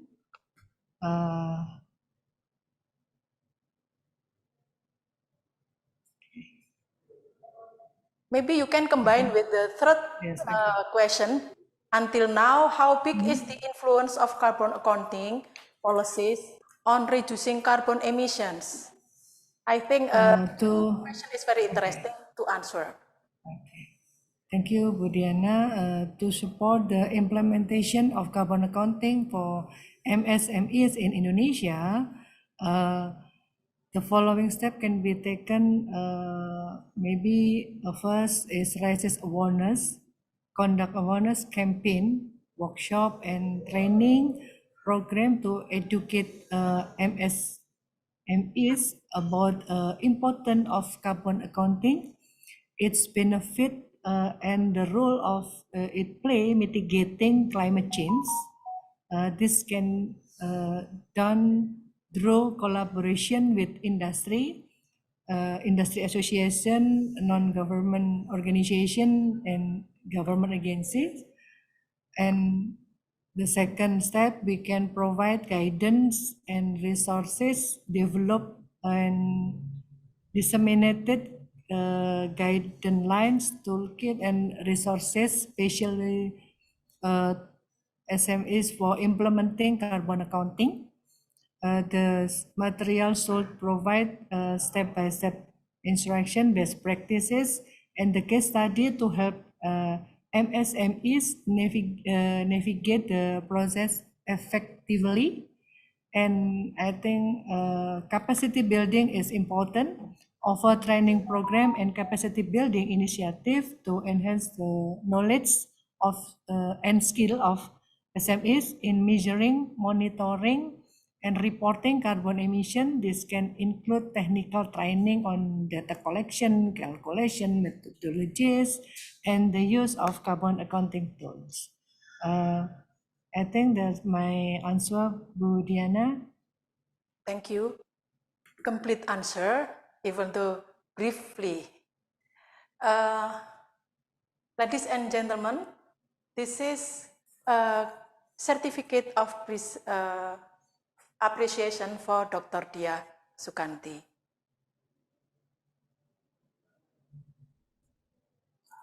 Thank you. Thank you very much, Dr. Dia Sukanti, for presentation.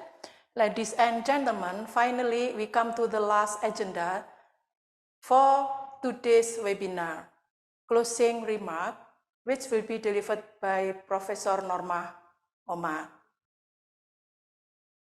Professor Norma Omar, the platform is yours.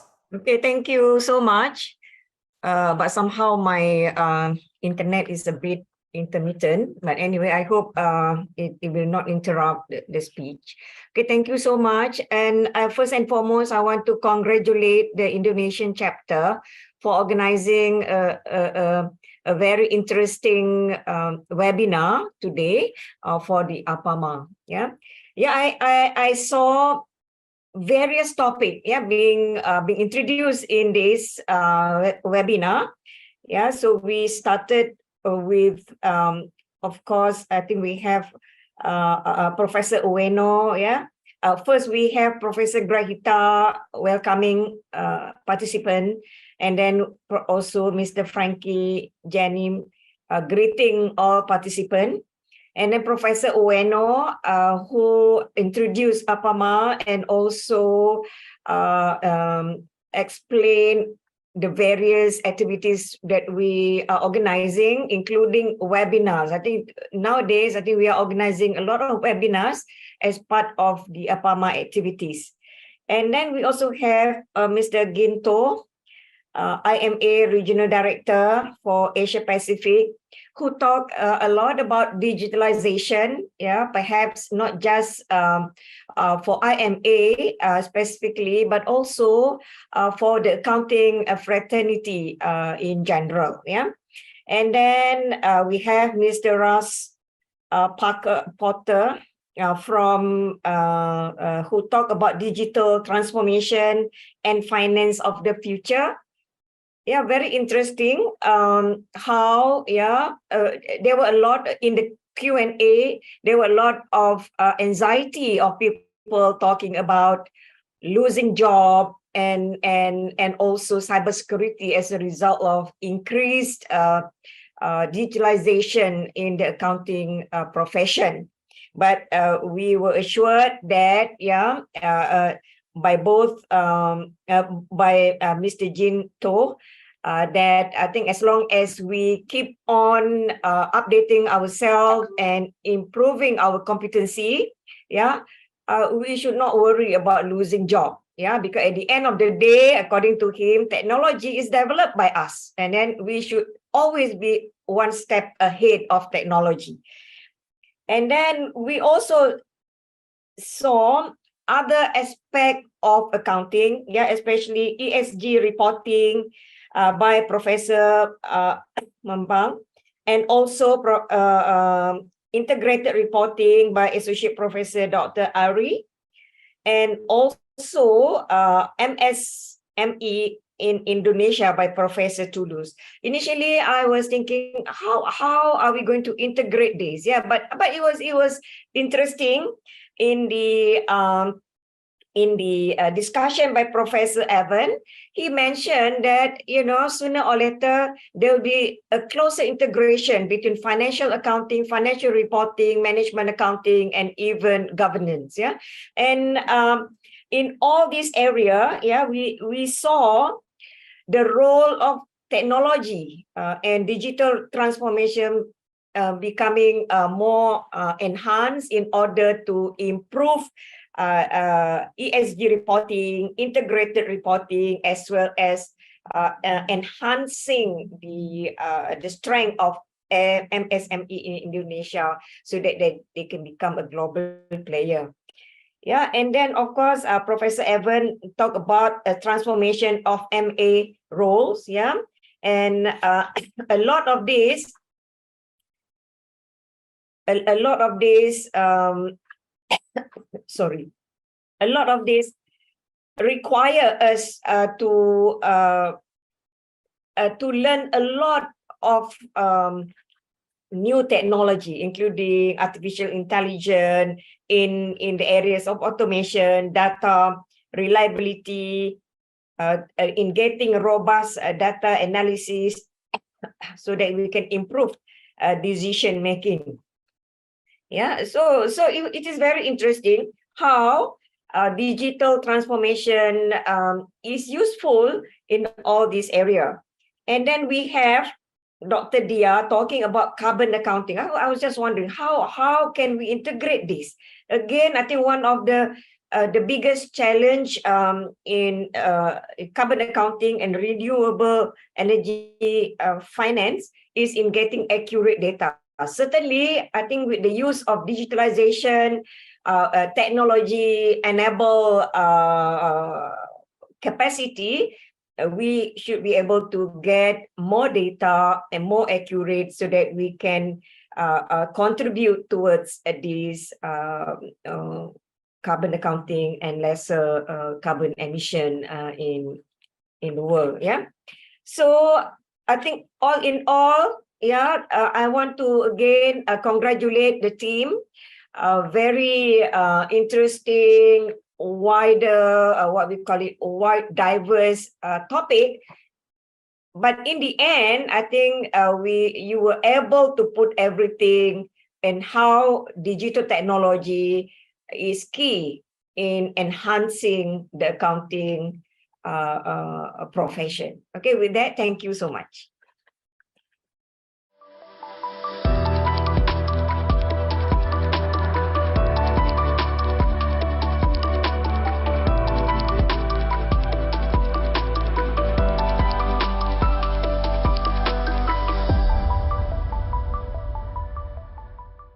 Have a great success.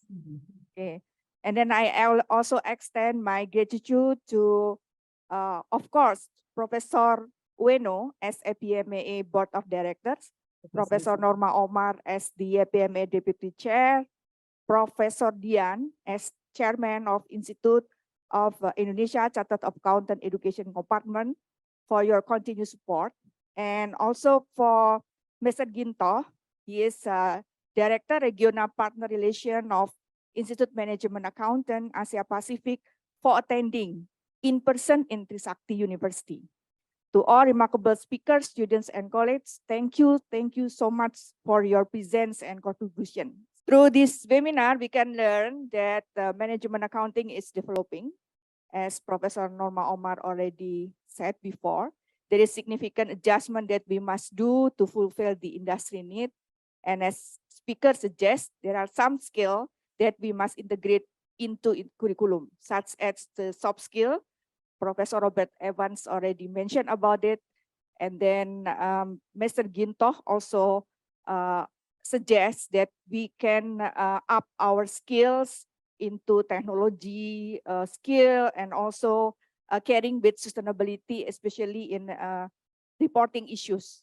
So everything that already present the speakers make us brighten about the future of the accounting profession. So please up your skills and do the best so your future will be brighter. Thank you again for all the participants. So see you next in China International Conference for APMAA. Thank you. Assalamualaikum warahmatullahi wabarakatuh. Stay safe, stay healthy, stay connected. Ladies and gentlemen, the APMAA Webinar Indonesia chapter, which is currently being held at Merdeka University Malang, Indonesia, is over. I am Diana Zuhroh, moderator and also MC in this session. Thank you for your attention and participation in this seminar. Allow me to apologize again and again for the inconvenience and shortcoming in organizing this event. See you on the next webinar in China. Selamat berjumpa lagi. See you again in China. Wassalamualaikum warahmatullahi wabarakatuh. Thank you very much for all participants of this webinar. Thank you very much.